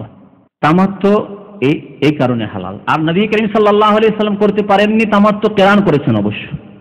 তারপরেও তামাত্তু উত্তম এই জন্য যে নবী করিম সাল্লাল্লাহু আলাইহি ওয়াসাল্লাম বলছেন লাউ ইস্তাকবালতু মিন আমরি মাস্তাদবারতু মা সুকতুল হাদি। জাহিলি যুগে তামাত্তু হালাল ছিল না। জাহিলি যুগে, প্রাচীন যুগে তামাত্তুকে হালাল মনে করা হতো না। মক্কার লোকেরা বা আশেপাশের লোকেরা যারা হজ করত, তারা বলতো যে তামাত্তু কি করে হালাল হতে পারে? হজের মৌসুমে যাব, আর যাওয়ার পরে মধ্যখানে হালাল হয়ে যাব উমরা করে, আর বিবির কাছে থাকবো, বিবি সম্ভব করব, এগুলি ভালো কাজ, নোংরা কাজ, এসব কাজ করে। আজকাল অনেক লোকেরা আছে যারা মশলা না জানার কারণে মক্কা এসেছে উমরা করতে, আমার বিবির কাছে যাব না না। অনেকে মশলা জিজ্ঞেস করেন যে এখন উমরা থেকে হালাল হয়ে গেছে, আমার সাথে স্ত্রী আছে, আমার জন্য কি হালাল আছে? তাহলে বোঝা গেল যে অনেক লোকের কাছে এই সম্পর্কে জ্ঞান নেই। জাহিলি যুগে ঠিক হারাম মনে করতো যে হজের উদ্দেশ্যে এসেছি, এখনো হজ করা হয়নি, আর উমরা করে হালাল হয়ে গিয়ে আবার বিবি সম্ভব করব, তাই তারা এটিকে আফজরুল ফুজুর, চরম অন্যায় মনে করত। হাদিসে রয়েছে তারা মনে করত জাহিলি যুগে মুশরিকরা আফজরুল ফুজুর, চরম অন্যায় কাজ মনে করত। কিন্তু উলঙ্গ হয়ে কাবার চারিদিকে তওয়াফ করাকে চরম অন্যায় কাজ মনে করতো না, কারণ এটি ধর্মীয় দৃষ্টিভঙ্গি নিয়ে করত। বুঝতে পেরেছেন না? যেমন ন্যাংটা পীরকে আমাদের সমাজের পীরপন্থীরা খারাপ মনে করে না, অথচ ন্যাংটা সাধুটাও খারাপ লাগছে, যদিও হিন্দুরা করছে, কোনো মুসলিম করে না, তারপরে তো খারাপ লাগছে একজন বিবেকবান মানুষকে। কত নোংরামি! আল্লাহ রাব্বুল আলামিন মানুষকে প্রথম সৃষ্টি করার পরে খাবারের আগে লেবাসের ব্যবস্থা দিয়েছে, ঠিক কিনা বলেন? কোরআনের প্রমাণ আছে। জান্নাত থেকে আদম আলাইহিস সালাম, হাওয়া আলাইহিস সালামকে যখন আল্লাহ বের করে দিলেন, তখন প্রথম তারা কিসের চিন্তা করেছিলেন? খাবারের কি খাবো? আল্লাহ তুমি জান্নাত থেকে বের করে দিলে কি খাবো? পানির কথা চিন্তা করেছিলেন? হ্যাঁ, না কি করেছিলেন? ফাতাফাকা ইয়াখসিফানি আলাইহিমা মিন ওয়ারাকিল জান্নাহ, যখন জান্নাতের কাপড় তো উড়ে গেল, শরীরে নেই, তখন জান্নাতের পাতা তাড়াতাড়ি করে ছিঁড়ে লজ্জাস্থান আবৃত করা শুরু। তাহলে প্রথম চিন্তা মানুষের লেবাস, পোশাক। আর উলঙ্গ হওয়াকে, ন্যাংটা হওয়াকে, ন্যাংটা পীরা, ন্যাংটা সাধু, এ ধার্মিকতা? আল্লাহু আকবার। মা আনজালাল্লাহু হাযাল দীন, মা আনজালাল্লাহু বিহা সুলতান। আল্লাহ কোন ধর্মে এরকম নোংরামি নাযিল করেননি। না ইহুদিজমে ছিল, না ঈসা আলাইহিস সালামের দিনে ছিল, না মুসা আলাইহিস সালামের দিনে ছিল, না ইব্রাহিম খলিলুল্লাহর দিনে ছিল, না নূহ আলাইহিস সালামের দিনে ছিল, এমনকি আদম আলাইহিস সালামের দিনেও ছিল না। মানব জাতির প্রথম যুগে, আদি যুগেও তা ছিল না, উলঙ্গ হওয়া কথাও ছিল। তো মক্কার মুশরিকরা তামাত্তুকে হারাম মনে করত। নবী করিম সাল্লাল্লাহু আলাইহি সাল্লামের কাছে এখনো কোনো রকম নতুন আদেশ আসেনি। তিনি ভাবলেন যে তামাত্তু তো লোকেরা খারাপ মনে করে, সুতরাং তামাত্তুর কথা চিন্তাই করা যায় না, হয় কেরান না হয় ইফরাদ। এইভাবে রাস্তায় ওহী নাযিল হলো, আর 3 রকমের ওপর ইখতিয়ার দেওয়া হলো যে তামাত্তু করতে পারো, কেরানও করতে পারো, ইফরাদও করতে পারো। একেবারে মক্কার কাছাকাছি গিয়ে নবী করিম সাল্লাল্লাহু আলাইহি সাল্লামের প্রতি ওহী নাযিল হলো, যেমন হাদিসে রয়েছে। নবী সাল্লাল্লাহু আলাইহি সাল্লামের বিদায় হজের ঘটনা আগামী সপ্তাহে ইনশাআল্লাহ শুনিয়ে দেব, যে তিনি কেমন করে বিদায় হজ করলেন। তাহলে সেই হাদিসে পাবেন যে নবী করিম সাল্লাল্লাহু আলাইহি ওয়াসাল্লাম একেবারে মক্কা পৌঁছে তখন আল্লাহর কাছ থেকে, আকাশ থেকে সংবাদ আসলো যে তামাত্তু করতে পারো, তোমরা হালাল হয়ে যেতে পারো, তার মানে তামাত্তু করতে পারো। তো হজে তামাত্তু আর কিরান ইফরাদ। তামাত্তু উত্তম। নবী সাল্লাল্লাহু আলাইহি ওয়াসাল্লাম বলছেন, যদি আমি আগে জানতাম যে তামাত্তু হালাল তাহলে আমি মাসুকতুল হাদি, তাহলে পশু নিয়ে আসতাম না, আর পশু না নিয়ে আসতে পারলে লাজালতু উমরা করে হালাল হয়ে যেতাম। কারণ এতে মানুষের জন্য সহজ রয়েছে, উমরা করে হালাল হয়ে গেলেন, আর আপনি সুগন্ধি ব্যবহার করতে পারলেন, আবার ভালো করে পরিষ্কার পরিচ্ছন্ন হতে পারলেন, অপরিজনীয় চুলগুলি আপনি দূর করতে পারলেন, তারপরে আপনি সেলাই করা কাপড় পরতে পারলেন, নিষিদ্ধ যে এহরামের অবস্থায় কাজগুলো সবগুলি করতে পারলেন। আর এহরামের অবস্থায় একই অবস্থায় থাকতে হবে, যদি এক মাস ধরে থাকতে হবে। বাংলাদেশ থেকে অনেক হাজী সাহেবরা আসে, 1 মাস 1.5 মাস আগে চলে আসে হজের, এখন চলে এসছে, আর তাদের তরিকায় কিরান উত্তম, সেই জন্য কিরান করবে, 1 মাস ধরে পেরেশান হয়ে যায় এহরামের কাপড় পরে পরে, এহরামের কাপড় পরে পেরেশান হয়ে যায় যে কখনই এহরাম খুলতে পাও, বিরক্তি যদিও প্রকাশ না করে, বিরক্তি চলে আসে যে কখন আল্লাহ। কারণ এহরামের অবস্থায় ওই কাপড় পরে থেকে হতে পারে অনেক সময় খুলে যেতে পারে, কিন্তু সেলাই করা কাপড় হলে কাপড় উঠে যাবে না, খুলে যাবে না, এরকম আশঙ্কা নেই। সুতরাং স্বাভাবিক একটু বিরক্তি হওয়া স্বাভাবিক। তাহলে এত লম্বা সময় ধরে আপনি 1 মাস আগে কিরান করবেন, অথচ নবী করিম সাল্লাল্লাহু আলাইহি ওয়াসাল্লাম তামাত্তুর আকাঙ্ক্ষা করেছেন, সাহাবায়ে কেরামদেরকে আদেশ প্রদান করেছেন। সুতরাং তামাত্তু উত্তম। তবে কেউ যদি পশু নিয়ে যায়, এখানকার যারা যাযাবর বেদুইন আছে, নিজের ছাগল আছে, নিজের উট আছে, হয়তো মক্কার উদ্দেশ্যে সাথে নিয়ে যাচ্ছে, তাহলে তার জন্য তামাত্তু করা জায়েজ নাই। কারণ আল্লাহ বলেছেন ওয়ালা তাহলিকু রুউসাকুম হাত্তা ইয়াবলুগাল হাদিয়ু মাহিল্লাহ। কোরআনে আল্লাহ বলেছেন অতক্ষণ পর্যন্ত মাথা মুন্ডন করতে পারবেন, হালাল হতে পারবেন, যতক্ষণ পর্যন্ত কোরবানির স্থানে না পৌঁছে যাবে, অর্থাৎ কোরবানি জবাই না হয়ে যাবে, যারা কোরবানির সাথে করে নিয়ে যাবে। হজের তামাত্তু, হজের কিরান আর হজে ইফরাদ। এখন হজের তরিকাগুলি বলা যায়। হজে তামাত্তু সম্পর্কে খুব সহজে জেনে নেন যে প্রথম মিকাত থেকে, যারা বাইরের লোক মানে মিকাতের বাইরের লোক, তাহলে মিকাত সম্পর্কে একটা ধারণা থাকা দরকার। 5টি মিকাত রয়েছে মক্কাতুল মুকাররমার চারিদিকে, 5টি মিকাত রয়েছে। দক্ষিণ দিকে আলামলাম রয়েছে, পূর্ব দিকে কারনুল মানাজিল তাইফের কাছে, যার নতুন নাম সাইল, as-সাইলুল কবির, তা রয়েছে। আপনার উত্তর পূর্ব দিকে জাতে ইরক, ইরাকের সামনে সোজা পড়তো জাতে ইরক রয়েছে। আপনার উত্তরে সোজা উত্তরে মদিনা মুনাওয়ারায় যুলহুলাইফা রয়েছে। উত্তর পশ্চিমে জোহফা রয়েছে। জোহফা একটি গ্রাম, আজকাল বিরান অনাবাদ হয়ে গেছে। তার পাশে একটি রাবেক বলে শহর আছে, সেখান থেকে লোকের এহরাম বাঁধে। এ হচ্ছে 5টি মিকাত। পূর্ব দিক থেকে যেসব ভাইরা যান, ভারত, বাংলাদেশ, পাকিস্তানের হাজী সাহেবরা আজকাল উড়োজাহাজে আসেন, পূর্ব দিক থেকে আসেন। দামামের লোকেরা, রিয়াজের লোকেরা, তারা পূর্ব দিক থেকে যান। সুতরাং সাধারণত তারা তাইফ হয়ে যান। তো যখন কাছাকাছি যাবেন, যারা উড়োজাহাজে আসছেন, আগে এহরামের নিয়ত করে নেবেন, কারণ দ্রুত এমন না হয় যে তাড়াতাড়ি করে পার হয়ে যায়। জেদ্দায় নামে নিয়ত করলে হবে না, কারণ জেদ্দা মিকাতের ভিতরে চলে যায়। যেই ব্যক্তি জেদ্দায় গিয়ে নিয়ত করলো, সেই ব্যক্তি মিকাতের ভিতরে এহরাম বাঁধলো, অথচ সে বাইরের লোক, জায়েজ নয়, তার ওয়াজিব ছুটে গেল। মিকাত থেকে এহরাম বাঁধা ওয়াজিব।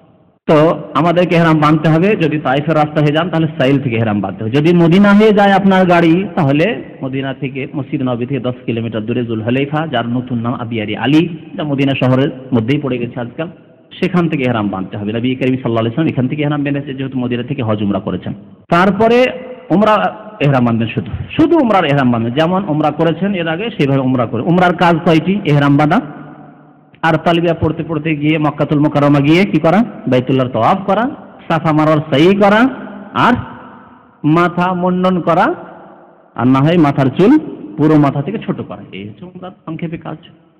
ছোটখাটো কাজগুলি বললাম না, নামাজ পড়তে হবে, সাফা মারওয়া পাহাড়ে চড়তে হবে, কি দোয়া পড়তে হবে ইত্যাদি, সেগুলি আলোচনা করলাম না। উমরা সম্পর্কে নিয়মাবলী জানা আছে। উমরা করে হালাল হয়ে যাবেন। তারপরে মাথা মুন্ডন, যেহেতু সময় বেশি নেই, সেজন্য মুন্ডন না করে যদি মাথার চুল ছোট করে নেন, মেশিন লাগিয়ে ছোট করে নেন, পুরো মাথা থেকে, কিন্তু অল্প স্বল্প সামান্য করে নয়, পুরো মাথা থেকে ছোট করে নেন, যাতে করে বড় ইবাদত যে হজ রয়েছে তার জন্য মাথায় কিছু চুল থাকে। আর যদি কেউ করে ফেলে, তাহলে তারপরে কিছু না থাকলেও হজের সময় ব্লেড তার উপর চালাতে হবে। তারপরে যখন 8 তারিখ চলে আসবে, তখন আপনি এহরাম বাঁধবেন, আবার গোসল করে যেমন এহরাম বাঁধেন, কিন্তু আপনার বাসা থেকে, যেখানে আপনার বাসা যদি মক্কায় থাকে, মক্কায় হোটেলে থাকেন, দামামের লোকেরা তাঁবুতেই থাকেন, মেনাতে আছেন, মেনাতেই 8 তারিখে আপনি এহরাম বাঁধবেন, গোসল করবেন, সুগন্ধি লাগিয়ে নেবেন, তারপরে সেলাইবিহীন কাপড় পরে নেবেন। যেমন এহরাম বাঁধেন উমরার জন্য, তেমনি এহরাম বাঁধবেন হজের জন্য। তখন বলবেন লাব্বাইক হাজ্জান, বলবেন আল্লাহ হাজির হয়েছি হজের উদ্দেশ্যে। উমরার সময় কি বলেছেন? লাব্বাইক উমরাহ, লাব্বাইক উমরাহ, হে আল্লাহ হাজির হয়েছে উমরার উদ্দেশ্যে, একবার বলবেন। তারপর বলেন লাব্বাইক আল্লাহুম্মা লাব্বাইক, লাব্বাইক লা শারীকা লাক লাব্বাইক ইন্নাল হামদা ওয়ান নি'মাতা লাক ওয়াল মুলক লা শারীকা লাক। তালবিয়া পড়তে থাকবেন। কোন কোন কিতাবাইতে আছে যারা তামাত্তু করবে, তারা যদি অতিরিক্ত এইভাবে বলে লাব্বাইক উমরাতান মুতামাত্তিআন বিল হজ, সুতরাং দ্বন্দ্বে পড়বেন না, কারণ বিভিন্ন কিতাব পড়লে তখন দেখবেন যে এতে তো লম্বা করে লিখেছে। কারণ আমাদের এক ভাই জিজ্ঞাসা করছিলেন এইভাবে, লাব্বাইক উমরাতান মুতামাত্তিআন বিল হজ, এর অর্থ হচ্ছে হে আল্লাহ আমি এখন উমরার জন্য হাজির হয়েছি, তবে তামাত্তু করব হজের, মানে হজে তামাত্তু করব মুতামাত্তিআন বিল হজ, এরপর আবার হজের নিয়ত করব। আর এই কথাটি যদি না বলেন, যারা আরব আরবি বেশি বুঝেন না, এটা মুখস্থ করার দরকার নেই, আর বলার দরকার নেই। লাব্বাইক উমরাতান বললেন প্রথমে মিকাত থেকে, আর তারপরে 8 তারিখে যখন ইহরাম বাঁধবে তখন লাব্বাইক হাজ্জান বলে যাচ্ছে। তারপরের কাজগুলি একই রকম। পক্ষান্তরে কেরানে মিকাত থেকে, বাইরে থেকে আসছেন আপনি, তাহলে মিকাত থেকে হজ উমরা একসাথে নিয়ত করবেন, বলবেন লাব্বাইক উমরাতান ওয়া হাজ্জান। মিকাতে যে কাজগুলি করতে হয় সেটি জানা, কি করতে হবে? গোসল করা মুস্তাহাব, তারপরে সুগন্ধি লাগানো মুস্তাহাব, ইহরামের কাপড়ে নয় কিন্তু, শরীরে লাগাতে পারেন।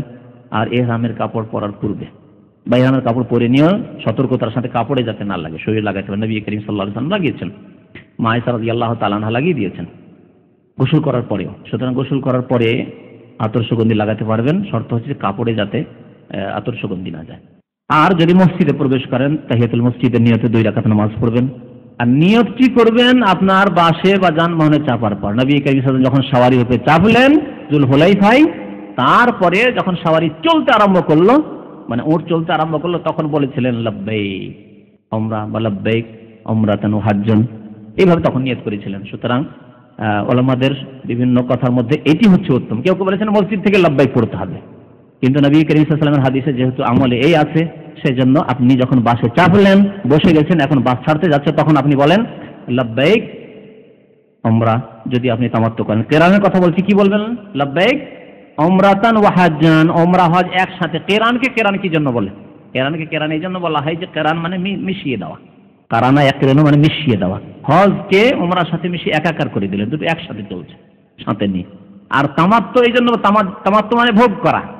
তামাত্তুকে তামাত্তু এই জন্য বলা হয় যে মধ্যখানে হালাল হয়ে 2 দিন 4 দিন যা সময় পেলেন বা 10 দিন সময় পেলেন, এটা আপনি আরামে ভোগ করছেন। আপনি যেসব নিষিদ্ধ কাজ ছিল সেগুলো আপনার নিষেধ নাই, সেলাই করা কাপড় ভোগ করছেন আপনি, আপনার স্ত্রী সম্ভোগ করছেন আপনি, অন্যান্য যেগুলি জায়েজ কাজ আছে সেগুলি করছেন আপনি।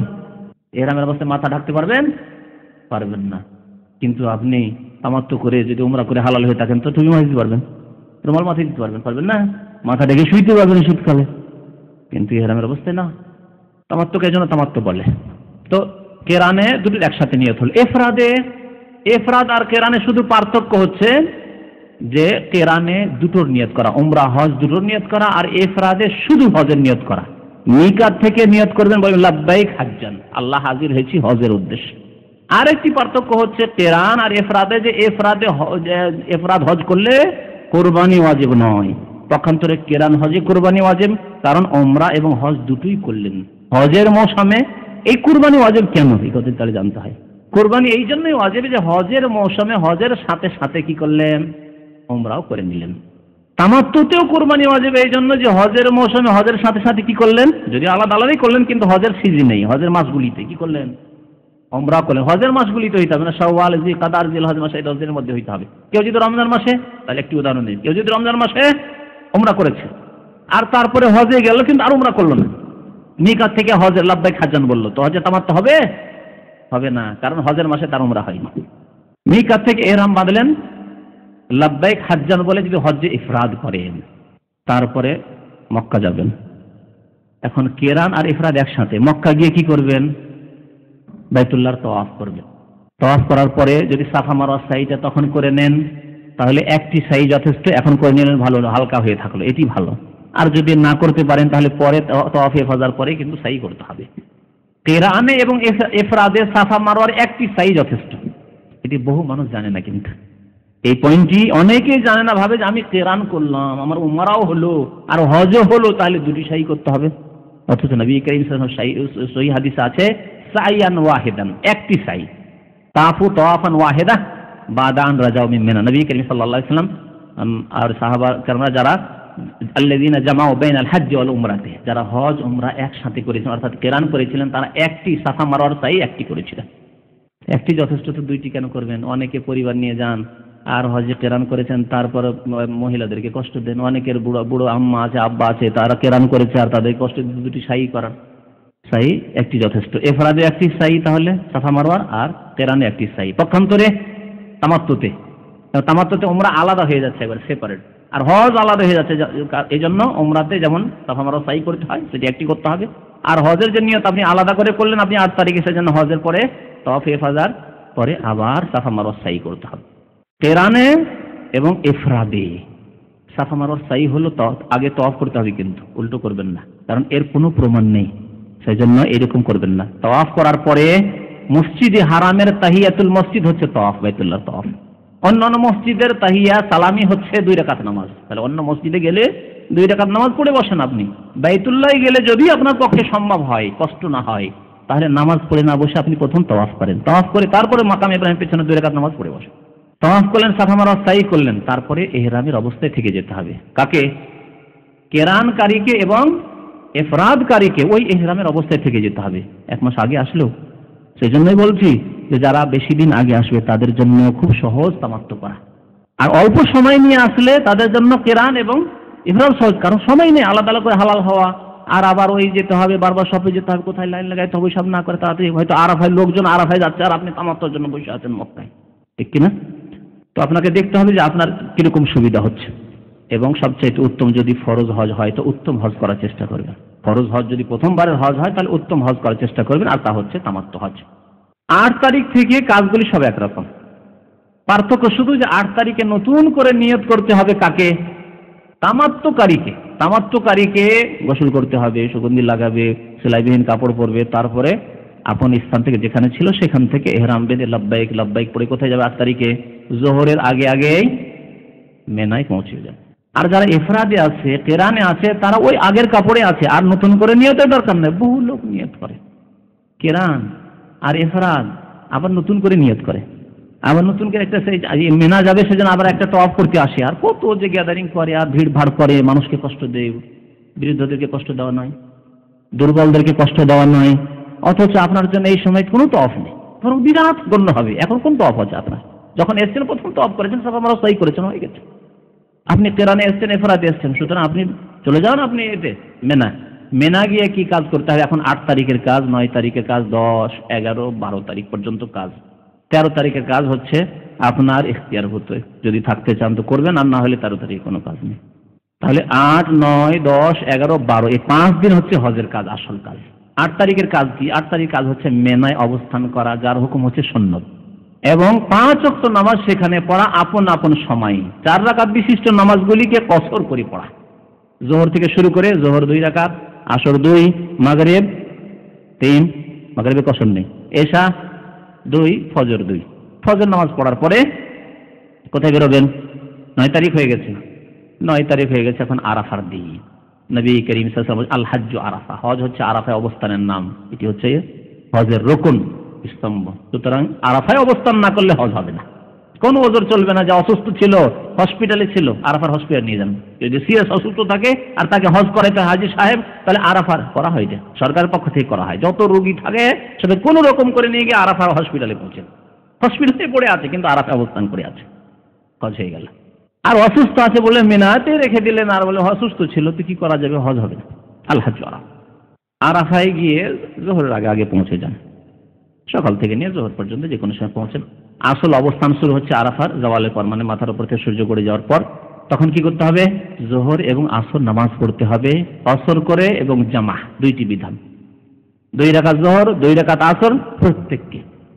নবী করিম সাল্লাল্লাহু আলাইহি ওয়াসাল্লাম এখানে এই হুকুম করেননি যে হে মক্কাবাসী, হে মেনাবাসী, হে আশেপাশের লোকেরা, তোমরা মুকিম, হে দীর্ঘদিন আগে যারা এসছো মুকিম হয়ে গেছো, তোমরা 4 করে পড়ো, তোমরা আলাদা আলাদা আপন আপন ওয়াক্তে পড়ো, এরকম হুকুম করেননি।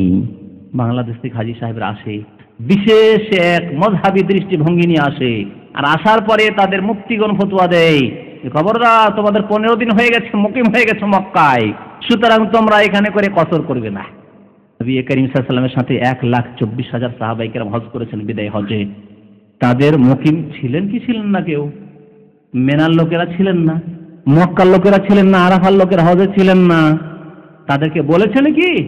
বলেননি। পক্ষান্তরে মক্কা বিজয়ের সময় 8ম হিজরিতে নবী করিম সাল্লাল্লাহু আলাইহি ওয়াসাল্লাম যখন মক্কা বিজয় করলেন আর জোহর নামাজ পড়লেন বা অন্য নামাজ পড়লেন, তখন বললেন ইয়া আইয়ুহান নাস, ইয়া আহলা মক্কা, হে মক্কাবাসী, তাদেরকে এভাবে বলেছিলেন ইয়া আহলা মক্কা, আতিম্মু সালাতাকুম, তোমরা তোমাদের নামাজকে পুরা করে পড়ো। ফাইন্না কওমুন সাফারুন, কারণ আমরা মুসাফির, মদিনা থেকে এসেছি, আমরা কসর করে পড়বো। ইমামকে রাসূলুল্লাহ সাল্লাল্লাহু আলাইহি ওয়াসাল্লাম পেছনের লোকদেরকে বললেন যে মক্কার লোকেরা তোমরা পুরা নামাজ আতিম্মু সালাতাকুম। বুঝতে পারলেন? যদি এটি শরীয়ত হতো যে 15 দিন হয়ে গেলে একবারে মুকিম হয়ে গেছেন হাজী সাহেবের ভারত বাংলাদেশ পাকিস্তান থেকে এসে, তাই নবী করিম সাল্লাল্লাহু আলাইহি ওয়াসাল্লাম বিদায় হজেও বলতেন যে ইয়া আহলা আরাফা, হে আরাফাবাসীরা, আতিম্মু সালাতাকুম, তোমরা তোমাদের নামাজ পুরা করো, কারণ আমরা সফর থেকে মদিনা দূর থেকে এসেছি, তোমরা কাছের লোক। কথা বলেছেন। প্রমাণ নিয়ে আসেন, হাতু বুরহানাকুম ইন কুনতুম সাদিকিন। তাদেরকে বলেন এই মুফতিদেরকে যে দলিল দাও। দলিল নেই তাদের কাছে। বলছি যে ফতোয়া দেওয়ার জন্য আমাদের দেশে দলিল লাগে না, আর আমি বলছি দলিল সহ বলছি যে নবী করিম সাল্লাল্লাহু আলাইহি ওয়াসাল্লাম বিদায় হজের সময় এরকম পার্থক্য করেন, সবাইকে নিয়ে কসর করেছেন, 2 রাকাত 4 রাকাত নামাজ পড়েছেন, আর জামা করেছেন একত্রিত। এই জামা কোন জামা ছিল? জামা 3 রকমের। তাকদিম বলে এটাকে, জামা তাকদিম, অ্যাডভান্স জামা করা, মানে জোহরের সময় আসর পড়ে নেওয়া এক তরিকা, এটি হচ্ছে জামা তাকদিম।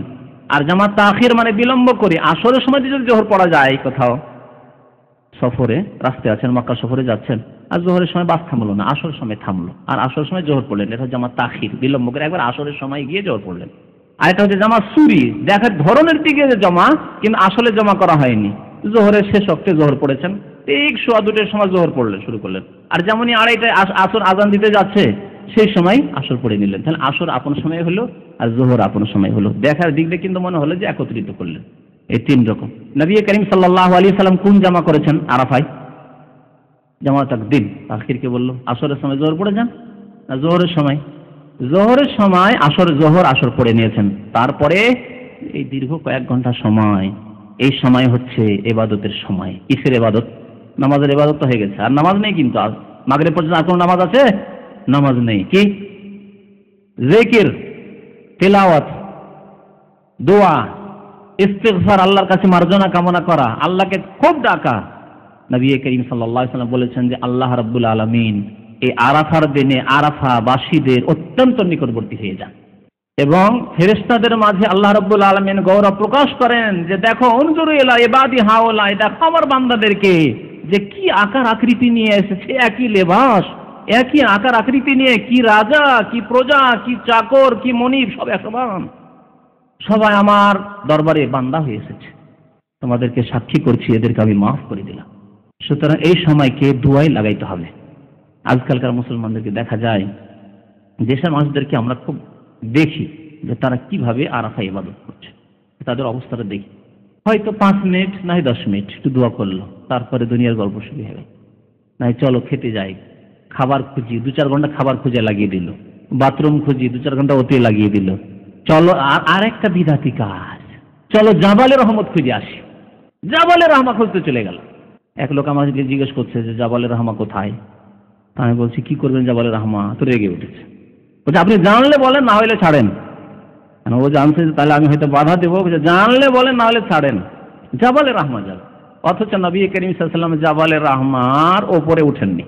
এরা জাবালে রহমার ওপরে উঠে, আর জাবালে রহমার কথা শুনবেন, নারী পুরুষ ভিড় করে, উপমহাদেশের যত বিদাতিরা রয়েছে সব এখানে ভিড় করে, আর ভিড় করে গিয়ে তখন ওখান থেকে আর নামতে পারে না, আর ওখানে বাথরুমের ব্যবস্থাও নেই। সেই জাবালে রহমা ছোট্ট একটি পাহাড়, বাথরুমের ব্যবস্থা নেই, ওখানেই পেশাব পায়খানা করে। কত যে পেশাব পায়খানা ওর উপরে থাকে, আল্লাহু আকবার।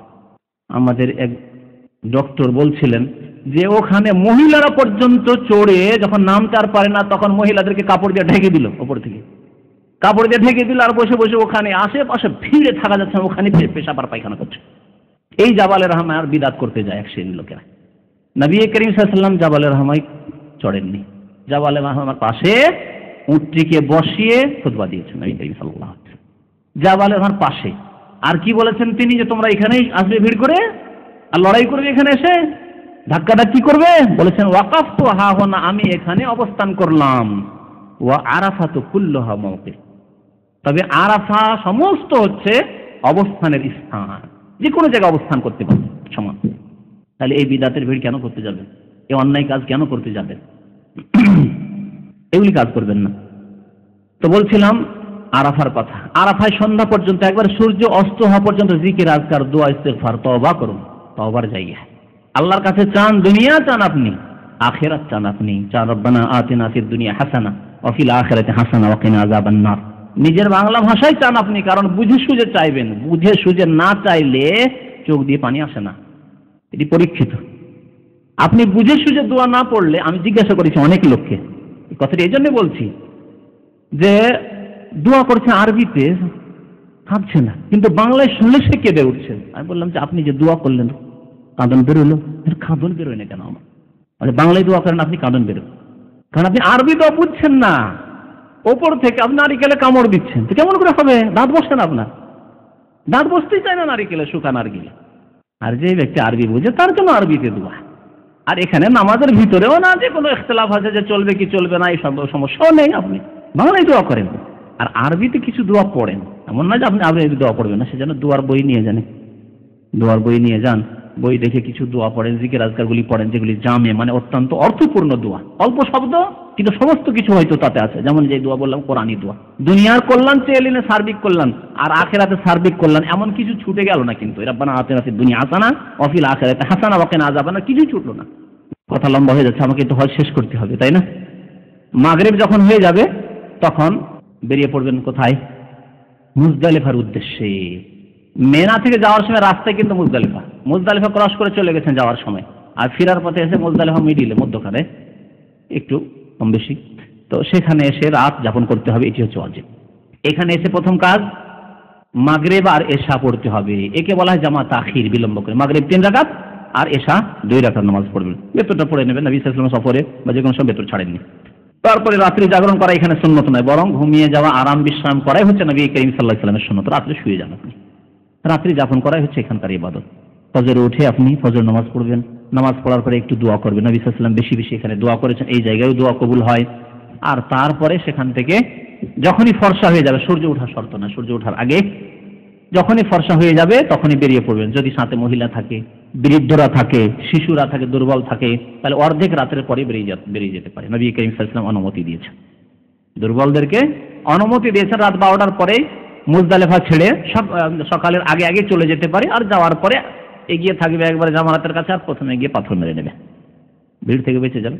এই জন্য অনুমতি যে নবী করিম সাল্লাল্লাহু আলাইহি ওয়াসাল্লাম, তাদের যুবকদের জন্য না, যারা সুস্থ সবল তাদের জন্য না। এটি ছিল 10 তারিখের রাত হয়ে গেল।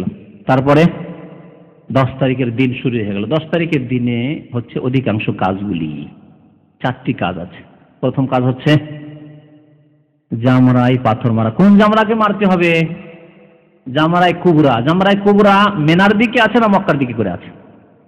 দেখতে ওই দিক থেকে বলছি মিনার দিকে না, মিনার দিক থেকে যখন আসবেন তখন প্রথম জামরা উলা ছোট, তারপরে মধ্যম উস্তা মিডিল, তারপরে আছে জামরাই আকাবা ঘাটি, যেখানে সংকীর্ণ 2 দিকে পাহাড় কাছে চলে এসছে, ওই জন্য আকাবা বলা হয় সংকীর্ণ রাস্তাকে বা ঘাটিকে। আর জামরাই কুবরাও বলা হয় বড় জামরা, এটি যেটা মক্কার দিক থেকে কাছে, মিনার দিক থেকে শেষে। তাহলে প্রথম দ্বিতীয় জামরা ছেড়ে দিয়ে এসে শেষ জামরাতে পাথর মারবেন। এখানে এসে প্রথম যখন কঙ্কর নিক্ষেপ করতে যাবেন বিসমিল্লাহ আল্লাহু আকবার বলে, তখন তালবিয়া বন্ধ করবেন। হজের তালবিয়া এখানে এসে বন্ধ হবে, লাব্বাইক আল্লাহুম্মা লাব্বাইক লাব্বাইক লা শারীকা লাক লাব্বাইক পড়ছিলেন না তালবিয়া, এখানে এসে বন্ধ হবে। প্রথম কাজ হয়ে গেল এই জামরায় 7টি পাথর মারা। প্রত্যেকবার আল্লাহু আকবার, প্রত্যেকবার বিসমিল্লাহ আল্লাহু আকবার না, প্রত্যেকবার প্রথমবার বিসমিল্লাহ বলেন, ভালো কাজের জন্য বিসমিল্লাহ, তারপরে আল্লাহু আকবার আল্লাহু আকবার। অনেকে প্রতিবার বল বিসমিল্লাহ আল্লাহ বিসমিল্লাহ আল্লাহ, মনে হচ্ছে জবাই করছে, হ্যাঁ শয়তানকে জবাই করছে। আর এখানে তো বহু বিদাত আছে যেগুলোর জন্য ইনশাআল্লাহ অন্য সময় রয়েছে। কেউ জুতা মারে, কে কি মারে, আর কে যে গালাগালি করে শয়তানকে, অকথ্য ভাষায় গালাগালি করে। আল্লাহ বলছেন ফালা রাফাসা ওয়ালা ফুসুকা, ফাঁসে কি কাজ চলবে না এখানে। আর শয়তানকে গালাগালি করলে কি ফাঁসে কি কাজ হবে না? ইসলামে গাল দেওয়া জায়েজ আছে? কোন মুশরিককে, কাফেরকে, আল্লাহর শত্রুকে কখনো জায়েজ নাই। আল্লাহ বলছেন ওয়ালা তাসুবুল্লাযিনা ইয়াদউনা মিন দুনিল্লাহি ফায়াসুবুল্লাহ আদওয়ান বিগাইরি ইলমি। কোন আল্লাহ ছাড়া অন্যের পূজারীকে গালি দেবে না, না হলে তারা আল্লাহকে গালি দেবে। তোমার গায়রুল্লাহকে গালি দিয়ে বা ওদের বাতিল ধর্মকে গালি দিয়ে কিছু হবে না, কিন্তু আল্লাহকে যে গালি দেবে তারা, সুতরাং তার প্রতিক্রিয়া খারাপ, জায়েজ নয়। শয়তানকে গালিগালাজ করা জায়েজ নয়। এই একটি কাজ। দ্বিতীয় কাজ হচ্ছে কুরবানি করার থাকলে কুরবানি নিজের হাতে করা থাকলে করেন। এটি হচ্ছে তরতিবের সাথে বলছি, আগে পরে করা যেতে পারে কিন্তু উত্তম। কুরবানি যদি আপনি টাকা জমা করে দেন, কোথাও জমা করে দেন, বিশ্বস্ত ব্যক্তি দিয়ে কুরবানি করান, আপনি ব্যাংকের মাধ্যমে জমা করেন, ইসলামী ব্যাংক যে পয়সা নিচ্ছে, অথবা যেভাবে হোক না কেন কুরবানি নিজে করা উত্তম, কিন্তু অন্য কাউকে দিয়ে করাতে পারেন। তৃতীয় কাজ হচ্ছে মাথা মুন্ডন করা অথবা চুল ছোট করা। মাথা মুন্ডন করা হচ্ছে উত্তম। নবী করিম সাল্লাল্লাহু আলাইহি ওয়াসাল্লাম 3 বার করে দোয়া দিয়েছেন, আল্লাহুম্মা আরহামিল মুহাল্লিকিন, মাথা মুন্ডনকারীদেরকে। চতুর্থবার বলেছেন মুকাসসিরিন, চুল খাটোকারী। তারপরে কটি কাজ হলো? তিনটি কাজ হলো। চতুর্থ কাজ হচ্ছে বাইতুল্লাহ চলে যায়, এখন গিয়ে তাওয়াফ করা। এই যে তিনটি কাজ করে নিলেন, তিনটি কাজ করার পরে কি করতে পারবেন আপনি? এটিকে বলা হয় প্রাথমিক হালাল, তাহাল্লুল আউয়াল। হালাল, প্রাথমিক হালাল, ফাইনাল হালাল হতে পারবেন না। প্রাথমিক হালাল মানে এখন সেলাই করা কাপড় পরতে পারবেন, এখন সুগন্ধি লাগাতে পারবেন, গোসল করে পরিষ্কার হয়ে যান, চুল কাটা হয়ে গেছে, তিনটি কাজ হয়ে গেছে। তারপরে একটি কাজ শুধু হারাম থাকবে এখন প্রাথমিক হালাল হওয়ার পর, কি? স্ত্রী সহবাস বা যৌন কামনা বাসনার সাথে যে কোনো কাজ আপন স্ত্রীর সাথে, অন্যদের সাথে সবসময় হারাম।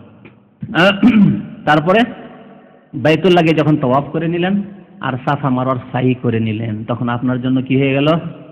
সব কিছু তাহাল্লুলে সানি, ফাইনাল হালাল হয়ে গেলেন। এখন স্ত্রী পর্যন্ত হালাল। এখন 11 তারিখ কাজ বাকি, 12 তারিখ বাকি, আপনার জন্য স্ত্রী হালাল আছে। তাহলে 10 তারিখের কাজ হয়ে গেল। নবী করিম সাল্লাল্লাহু আলাইহি ওয়াসাল্লাম যত তাড়াতাড়ি সম্ভব ফিরে এসেছেন। একটি হাদিস আছে, নবী করিম সাল্লাল্লাহু আলাইহি ওয়াসাল্লামের কাজে আল্লাহ এত বরকত দিয়েছিলেন যে যোহরের নামাজে ফিরে চলে এসেছেন মেনায়।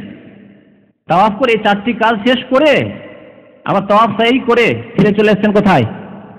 মেনায় ফিরে চলে এসেছেন। এই তাওয়াফের নাম কি বলতে পারেন? এই 10 তারিখে যে তাওয়াফ করলেন, তাওয়াফে ইফাদা, এই তাওয়াফের নাম। এই তাওয়াফের নাম কোন কোন কিতাবে রয়েছে, আমাদের দেশে কিতাব তাওয়াফে জিয়ারা। এই তাওয়াফের নাম হচ্ছে ফরজ তাওয়াফ, তাওয়াফে ফরজ, কারণ এটি হচ্ছে ফরজ তাওয়াফ, রুকুন, 10 তারিখের তাওয়াফ। তারপরে চলে আসেন মেনায়। মেনায় আপনাকে রাত যাপন করতে হবে, সুতরাং রাত বেশি করবেন না। অনেকে রাত 8টা, 9টায়, 10টায় বেরোন আর আস্তে আস্তে ফজর হয়ে যায়, তাহলে রাস্তায় কেটে গেল আপনার রাত্রি যাপন। মেনায় হলো না, যেটি ওয়াজিব ছিল। তাহলে আপনাকে কুরবানির ফাইন দিতে হবে, মানে দাম দিতে হবে। এই জন্য চেষ্টা করতে হবে যে রাত্রের অধিকাংশ সময় যাতে করে আপনি মেনায় কাটাতে পারেন। মেনায় নিজের বাসায় না পৌঁছতে হলে মেনার মধ্যে ঢুকে গেছেন, এইরকম চেষ্টা করতে হবে। গাড়িতে যদি ভিড়ভাড় থাকে হেঁটে চলে আসেন, যেভাবে হোক না কেন যথাসাধ্য চেষ্টা করেন যে মেনাতে রাত কাটাবেন আপনি, কারণ মেনাতে রাত কাটা ওয়াজিব। 11 তারিখে রাত কেটে গেল। তারপরে 11 তারিখের দিনে মাত্র 2টি কাজ। 2টি কাজ কি কি? একটি হচ্ছে দিনের কাজ হচ্ছে জাওয়ালের পরে কিন্তু পাথর মারতে হবে। 10 তারিখে মেরেছেন সকালে সকালে মারেন আপনি, সকাল থেকে মারা সম্ভব। যদি বিলম্ব হয়ে যায় সেটি আলাদা কথা, কিন্তু 11 তারিখে দুপুরের আগে, মাথার উপর থেকে সূর্য গড়ার আগে মারা যায় হবে না, জাওয়ালের পর মারতে হবে। নবী করিম সাল্লাল্লাহু আলাইহি ওয়াসাল্লাম অপেক্ষা করেছেন যখন জাওয়াল হয়েছে, সূর্য গড়েছে, তারপরে পাথর মেরেছেন নবী করিম সাল্লাল্লাহু আলাইহি ওয়াসাল্লাম। আর পাথর মারতে হবে 3টি জামরাকে পাথর মারতে হবে। এগুলি আসলে জামারাত। নবী কি বলেছেন? জামারাত বলেছেন। এগুলি কি আমাদের উপমহাদেশের মানুষরা বলে শয়তান, ছোট শয়তান, মেজু শয়তান, আর কি বড় শয়তান। আরো আক্ষেপের বিষয়, ওখানে আপনার উর্দু ভাষায় লেখা আছে বড়া শয়তান, দরমিয়ানা শয়তান। লিখতে দিয়েছে কোন উর্দু ভাষীকে, আর সে হবে বিদাতি বা মূর্খ, জানে না। ও জামরাকে উর্দু ভাষায় লিখেছে শয়তান, ইন্দোনেশি ভাষায় লিখা আছে শয়তান, ইংরেজি তৈরি অক্ষরে লিখা আছে শয়তান। বিদাতি ধারণা নিয়ে ও শয়তান লিখেছে। অথচ নবী করিম কি বলেছেন? রামিউল জামারাত, জামারা বলা হয়েছে এগুলি। তো শুরু করতে হবে ছোট জামারা থেকে, অর্থাৎ মেনার দিক থেকে শুরু করতে হবে প্রথম। আর কি করতে হবে? 7টি পাথর মারতে হবে, আর প্রত্যেকটি ওইভাবে মারতে হবে। হ্যাঁ, মারার পরে একটু এগিয়ে, সামান্য এগিয়ে দোয়া করতে হবে। প্রথম জামরায় পাথর মারার পরে দোয়া করা সুন্নাত কিবলা মুখে। তারপরে দ্বিতীয় জামরায় 7টি পাথর মারবেন, তারপরে সেখানেও দোয়া করবেন। তৃতীয় জামরায় পাথর মারে সেখানে আর থামবেন না, দোয়া নেই সেখানে। 3 7 কতটি হলো? 21টি হয়ে গেল। তাহলে 11 তারিখে 21টি। আর আরেকটি কাজ এই দিনগুলিতে, সেই কাজটি কি? মিনায় 11 তারিখের রাত, যেটি কুরবানি দিনের পরে রাত্রি হলো, আর 12 তারিখের রাত, এই যে রাত্রি আছে 11 তারিখের দিনের পরে, এই 2টি রাত যাপন করা, রাত কাটানো কি ওয়াজিব। তাহলে 2টি ওয়াজিব আপনি মেনায় করছেন। এক হচ্ছে 3 7 21টি করে পাথর মারা 11 তারিখ 12 তারিখ, আর 11 12 রাতে রাত কাটানো মেনাতে, এ হচ্ছে এক ওয়াজিব কাজ। এই 2টি কাজ। আর নামাজগুলিকে আপন আপন ওয়াক্তে পড়বেন, কসর করে পড়বেন। এই সময় যদি দিনে আপনি ইচ্ছা করেন যে আমি 11 তারিখে 12 তারিখে মক্কা যাব, গিয়ে ফিরে আসবো, কোনো আত্মীয়ের সাথে দেখা করব, অথবা যাবো একটু হারামে গিয়ে তাওয়াফ করে আসবো, করতে পারেন, অসুবিধা নেই। কিন্তু রাত আপনাকে অবশ্যই কাটাতে হবে মেনায়। এইভাবে 12 তারিখ যখন হয়ে গেল, 12 তারিখে জাওয়ালের পরে পাথর মেরে বিকেলবেলা মাগরিবের আগে আগে যদি আপনাকে বেরিয়ে যেতে হয়, এই ক্ষেত্রে 2টি এখতিয়ার আছে, আপনার চয়েস। যদি আপনি মনে করেন যে আমি তাড়াতাড়ি করব, আমি 13 তারিখে আর থাকতে পারবো না, অসুবিধা আছে, অথবা আমি উত্তমের উপরে না করে এর উপরে আমল করব, তাহলে আপনি 12 তারিখে মাগরিব হওয়ার আগেই মেনা ছেড়ে দিতে হবে, পাথর মেরে মেনার বাইরে চলে যেতে হবে। মেনাতে যদিও সামান থাকে, আপনি মেনার বাইরে চলে যান, গিয়ে আপনি মক্কা চলে যান, বাইরে চলে যেয়ে আপনি যা করেন, দেশে যাওয়ার থাকে চলে আসার থাকে, আপনার এখানে বাড়ি আছে, বাবা সাজ চলে আসার থাকে, আসেন। আর না হলে মক্কাতে যদি কোনো হাজিদের খেদমত থাকে বা কোনো কাজ থাকে সে করতে পারেন আপনি। এই হয়ে গেল আপনার প্রায় হজ হয়ে গেল। আর যদি বিলম্ব করেন তাহলে 13 তারিখও থাকতে হবে, তাহলে 12 তারিখের পরে 13 তারিখের রাত, ওই রাত কাটাতে হবে। আর 13 তারিখের দিন আবার জাওয়ালের পরে কি করতে হবে? 3-7-21টি পাথর মারতে হবে। নবী করিম সাল্লাল্লাহু আলাইহি ওয়াসাল্লাম কোন আমলটি করেছেন? 13 তারিখ পর্যন্ত থেকেছেন। আল্লাহ কোরআনে বলছেন, ইখতিয়ার দিয়েছেন, ফামান তাআজ্জালা ফি ইয়াউমাইন ফালা ইসমা আলাইহি। কেউ যদি ইয়াউমাইনে ফিরে আসে, মানে 2 দিনে ফিরে চলে আসে, মানে 11-12 করে যদি হজ করে চলে আসে, ফালা ইসমা আলাইহি, কোনো গুনাহ নেই, হয়ে গেল তার হজ। ওমান তাআখারা, কেউ যদি বিলম্ব করে, ফালা ইসমা আলাইহি লিমান ইত্তাকা, তারও কোনো গুনাহ নেই। আর এটি মুত্তাকির লক্ষণ, আল্লাহ ভীরুর লক্ষণ। আমি উত্তম হজ করব, নবী করিম সাল্লাল্লাহু আলাইহি ওয়াসাল্লামের সুন্নতের উপর আমল হলো। সুতরাং আপনার যদি কোনো ওজর না থাকে, কোনো কাজ এমার্জেন্সি না থাকে, ডিউটি নেই, কিছু নেই, তাহলে আপনি 13 তারিখ পর্যন্ত থাকেন, তারপরে আসেন। মক্কা ছাড়ার পূর্বে, মক্কায় গিয়ে আপনি 10 দিন 20 দিন থাকবেন, তাহলে আর কোনো কাজ নেই, আছে কি? মক্কা ছাড়ার পূর্বে কি করতে হবে? পূর্ব মুহূর্তে কি করতে হবে? বিদায় তওয়াফ করতে হবে, বিদায় তওয়াফ করতে হবে। নবী করিম সাল্লাল্লাহু আলাইহি ওয়াসাল্লাম বলেছেন। আর বিদায় তওয়াফ হজের ক্ষেত্রে অনেকে জিজ্ঞাসা করেন যে উমরা করলাম তো উমরার পরে কি বিদায় তওয়াফ আছে? উমরা করে বিদায় তওয়াফের কোনো প্রমাণ নেই। কেউ যদি করে অতিরিক্ত, আমি বিদায়ের সময় একটা তওয়াফ করি না, সেটা আলাদা কথা। কিন্তু নবী করিম সাল্লাল্লাহু আলাইহি ওয়াসাল্লাম হাজী সাহেব আমাদেরকে বলেছেন কি, লা ইয়ানফিরান্না আহাদুকুম মিন হাযাল বাইত হাত্তা ইয়াকুনা আখির আহাদিহিম বিল বাইত, লা ইয়ানফিরান্না আহাদুকুম হাত্তা ইয়াকুনা আখির আহাদিহিম বিল বাইত। তোমাদের কেউ যাতে করে মক্কা ছেড়ে চলে না যায় যতক্ষণ পর্যন্ত শেষ সাক্ষাৎ তার সাথে না হবে, বাইতুল্লাহর সাথে না হবে, মানে শেষ তওয়াফ বাইতুল্লাহর সাথে না হবে। এই তওয়াফের নাম হচ্ছে তওয়াফে ওয়াদা বা ওয়াদা। ওয়াদা আর ওয়াদা দুটোই চলে, ওর মানে হচ্ছে বিদায় তওয়াফ। এই তওয়াফের হুকুম কি? ওয়াজিব না সুন্নাত না ফরজ? এই তওয়াফ হচ্ছে ওয়াজিব, এই তওয়াফ হচ্ছে ওয়াজিব। এক শ্রেণীর লোকের ওপর শুধু এই তওয়াফ ওয়াজিব না, তারা হচ্ছে ঋতুবতী মহিলা অথবা শিশু ভূমিষ্ঠ হওয়ার পরে যদি ব্লিডিং অবস্থায় থাকে, তাহলে এই তওয়াফের জন্য আর বিলম্ব করার কোনো প্রয়োজন নেই, চলে যেতে পারে। এদেরকে ছাড় দেওয়া হয়েছে। হায়েজ এবং নিফাসওয়ালী মহিলাকে রাসূলুল্লাহ সাল্লাল্লাহু আলাইহি ওয়াসাল্লাম ছাড় দিয়েছেন যে অসুবিধা নেই, তোমরা চলে যেতে পারো। বাকি সবার উপরে তওয়াফে বিদা ফরজ। কুরবানি কার উপর ফরজ বললাম না ওয়াজিব? কুরবানি কার উপর ওয়াজিব বললাম? হ্যাঁ, যারা হজে তামাত্তু করবে অথবা কিরান করবে তাদের জন্য হচ্ছে কুরবানি ওয়াজিব। তাহলে হজে ইফরাদ যারা করবে তাদের জন্য কুরবানি ওয়াজিব নয়। আলোচনা প্রায় হজের শেষ। এখন আসি হজের পিলার বা রুকুন কয়টি।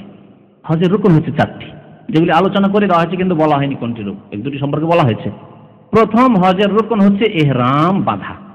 ইহরাম বাঁধা মানে হচ্ছে হজের নিয়তে কাপড় পরা নয়, অনেকভাবে কাপড় পরা। তো কেউ যদি জামান থেকে কাপড় পরে নেয়, যদি সেলাইবিহীন কাপড় পরে নেয়, তাহলে কি ইহরাম বেঁধে নিল? না, ইহরাম কোত্থেকে বাঁধে? মিকাত থেকে, যারা বাইরের লোক। যখন আপনি নিয়ত করছেন আর ইবাদতে প্রবেশ করছেন নিয়ত করে লাব্বাইক উমরা, এর মানে হচ্ছে ইহরাম বাঁধা। ইহরাম বাঁধা মানে ইবাদতে প্রবেশ করা, হজের অথবা উমরার ইবাদতে প্রবেশ করা। ইহরাম বাঁধা হচ্ছে রুকন, হজের রুকন। দ্বিতীয় রুকন হচ্ছে আরাফায় অবস্থান করা, যা বললাম। তৃতীয় রুকন হচ্ছে তাওয়াফে ইফাজা করা, 10 তারিখের তাওয়াফ করা। চতুর্থ রুকন হচ্ছে সাফা মারওয়ান সাই করা। এই 4টি হচ্ছে রুকন। আর বাকি 6টি কাজ হচ্ছে ওয়াজিব। আর বাকি এই 6 আর 4 10টির পরে বাকি যতগুলি আমল আছে সেগুলি হচ্ছে সুন্নাত। এই 6টি যে ওয়াজিব আছে সেগুলিও বলে দিই, যেহেতু সামান্য কিছু সময় আছে, যদি আজকে প্রশ্ন হয়তো উত্তর দেওয়া যাবে না। প্রথম ওয়াজিব, এর সাথে আরেকটি কথা বলে দিই যে যদি রুকন ছুটে যায় তাহলে হজ হবে। কেউ যদি তাওয়াফে ইফাদায় ছেড়ে দিয়ে চলে আসে, হজ হবে না। কেউ যদি আপনার আরাফা ছেড়ে দিয়ে চলে, কেউ যদি ইহরাম নাই বাঁধে, নিয়তি করেন, হজ উমরা নিয়তি করেন, তাহলে হবে না। রুকন ছুটে গেলে হজ হবে না বা উমরা হবে না। আর যদি ওয়াজিব ছুটে যায়, তাহলে যদি জেনে শুনে ছাড়ে তাহলে গুনাহগার হবে, দম দিতে হবে। আর যদি ভুলবশত ছাড়ে তাহলে দম দিতে হবে। ভুলবশত, জানা ছিল না, অজ্ঞতার কারণে, আর জানার কোনো ব্যবস্থা ছিল না, তাহলে হয়তো গুনাহগার হবে না, কিন্তু দম দিতে হবে যদিও ভুলবশত হয়। ওয়াজিব প্রথম হচ্ছে মিকাত থেকে ইহরাম বাঁধা, মিকাত থেকে ইহরাম বাঁধা। দ্বিতীয় ওয়াজিব হচ্ছে আরাফাতে সূর্য অস্তমিত হওয়া পর্যন্ত কি করা? অবস্থান করা। শুধু দিনে না, আর সূর্য ডুবার আগে আগে চলে তো ওয়াজিব ছুটে গেল, সূর্য ডুবিয়ে দিতে হবে, সূর্যকে অস্ত করে দিতে হবে, তারপরে বেরিতে হবে। তৃতীয় ওয়াজিব হচ্ছে মুজদালিফায় রাত্রি যাপন করা। চতুর্থ ওয়াজিব হচ্ছে মেনা জামারাতে পাথর মারা, আর এই 10 তারিখ, 11 তারিখ, 12 তারিখ। আর তারপরে 5 নম্বরে মেনায় রাত্রি যাপন করা। হ্যাঁ, আর কি ওয়াজিব আছে? হ্যাঁ, মাথা মুন্ডন করা অথবা ছোট করা। 6টি ওয়াজিব হলো। আর 2টি ওয়াজিব আছে কিন্তু সবার উপর না। কুরবানি করা, যেমন বললাম, তামাত্তু আর কেরান করলে কুরবানি ওয়াজিব। আর তওয়াফে বিদায় তওয়াফ ওয়াজিব, কিন্তু যেমন বললাম যে ঋতুবতী মহিলা বা নিফাসওয়ালী মহিলার উপর তওয়াফ বিদায় ওয়াজিব না। আর তো বিদায় তওয়াফ ওয়াজিব নয় ওই সব লোকদের উপর যারা মক্কাতেই থেকে গেল, বিদায় নিল না। অর্থাৎ মক্কাবাসীর জন্য বিদায় তওয়াফ নেই, ওরা তো বিদায় হলো না। বুঝতে পারলেন? একটি আর মশলা মনে রাখবেন, মক্কাতে আর চাকরি করেন না, মক্কাতেই বাড়ি বাবা আপনার। তাহলে আপনি বিদায় কখন? সবসময় তো ফজর নামাজ পড়তে আসবেন, আপনি এসে নামাজ পড়ে গেলেন, মাঝে মাঝে আসতে আসেন, জুমার নামাজ পড়তে কমের পক্ষে আসবেন, বিদায় নিলেন না আপনি। বিদায় নেওয়ার জন্য মক্কা থেকে যারা বাইরে চলে যাবে তাদের জন্য তৌফিক বিদায় রয়েছে। আল্লাহ রাব্বুল আলামিন যেন আমাদেরকে দ্বীন সম্পর্কে জ্ঞান হাসিল করার তৌফিক দান করেন। আল্লাহ যেন আমাদের ইবাদত বন্দেগী কবুল করেন। আল্লাহ আমাদের প্রত্যেককে যেন ফরিজে হজ আদায় করার তৌফিক দান করেন। যেসব ভাইরা হজ করেনি তাদেরকে যেন আল্লাহ তৌফিক দান করেন। যেসব ভাইরা হজ করে ফেলেন তাদেরকে আরো বেশি বেশি নফল হজ করার যেন তৌফিক দান করেন। আল্লাহ আমাদের হজ যেন কবুল করেন। আল্লাহ আমাদের নামাজ যেন কবুল করেন। আল্লাহ যেন আমাদের দুনিয়া এবং আখিরাতে সুখী করেন। আমাদের যেসব ভাই অসুস্থ রয়েছেন আল্লাহ তাদেরকে যেন সুস্থতা দান করেন, আরোগ্যতা দান করেন। আল্লাহ যারা আমাদের মাঝে থেকে মৃত হয়ে গেছে মুসলিম ভাইরা, আল্লাহ তাদের গুনাহ খাতা যেন মাফ করে দেন। আল্লাহ তাদেরকে জান্নাতুল ফিরদৌস যেন দান করেন। আমিন। সাল্লাল্লাহু আলা নবিয়িনা মুহাম্মদ ওয়া আলা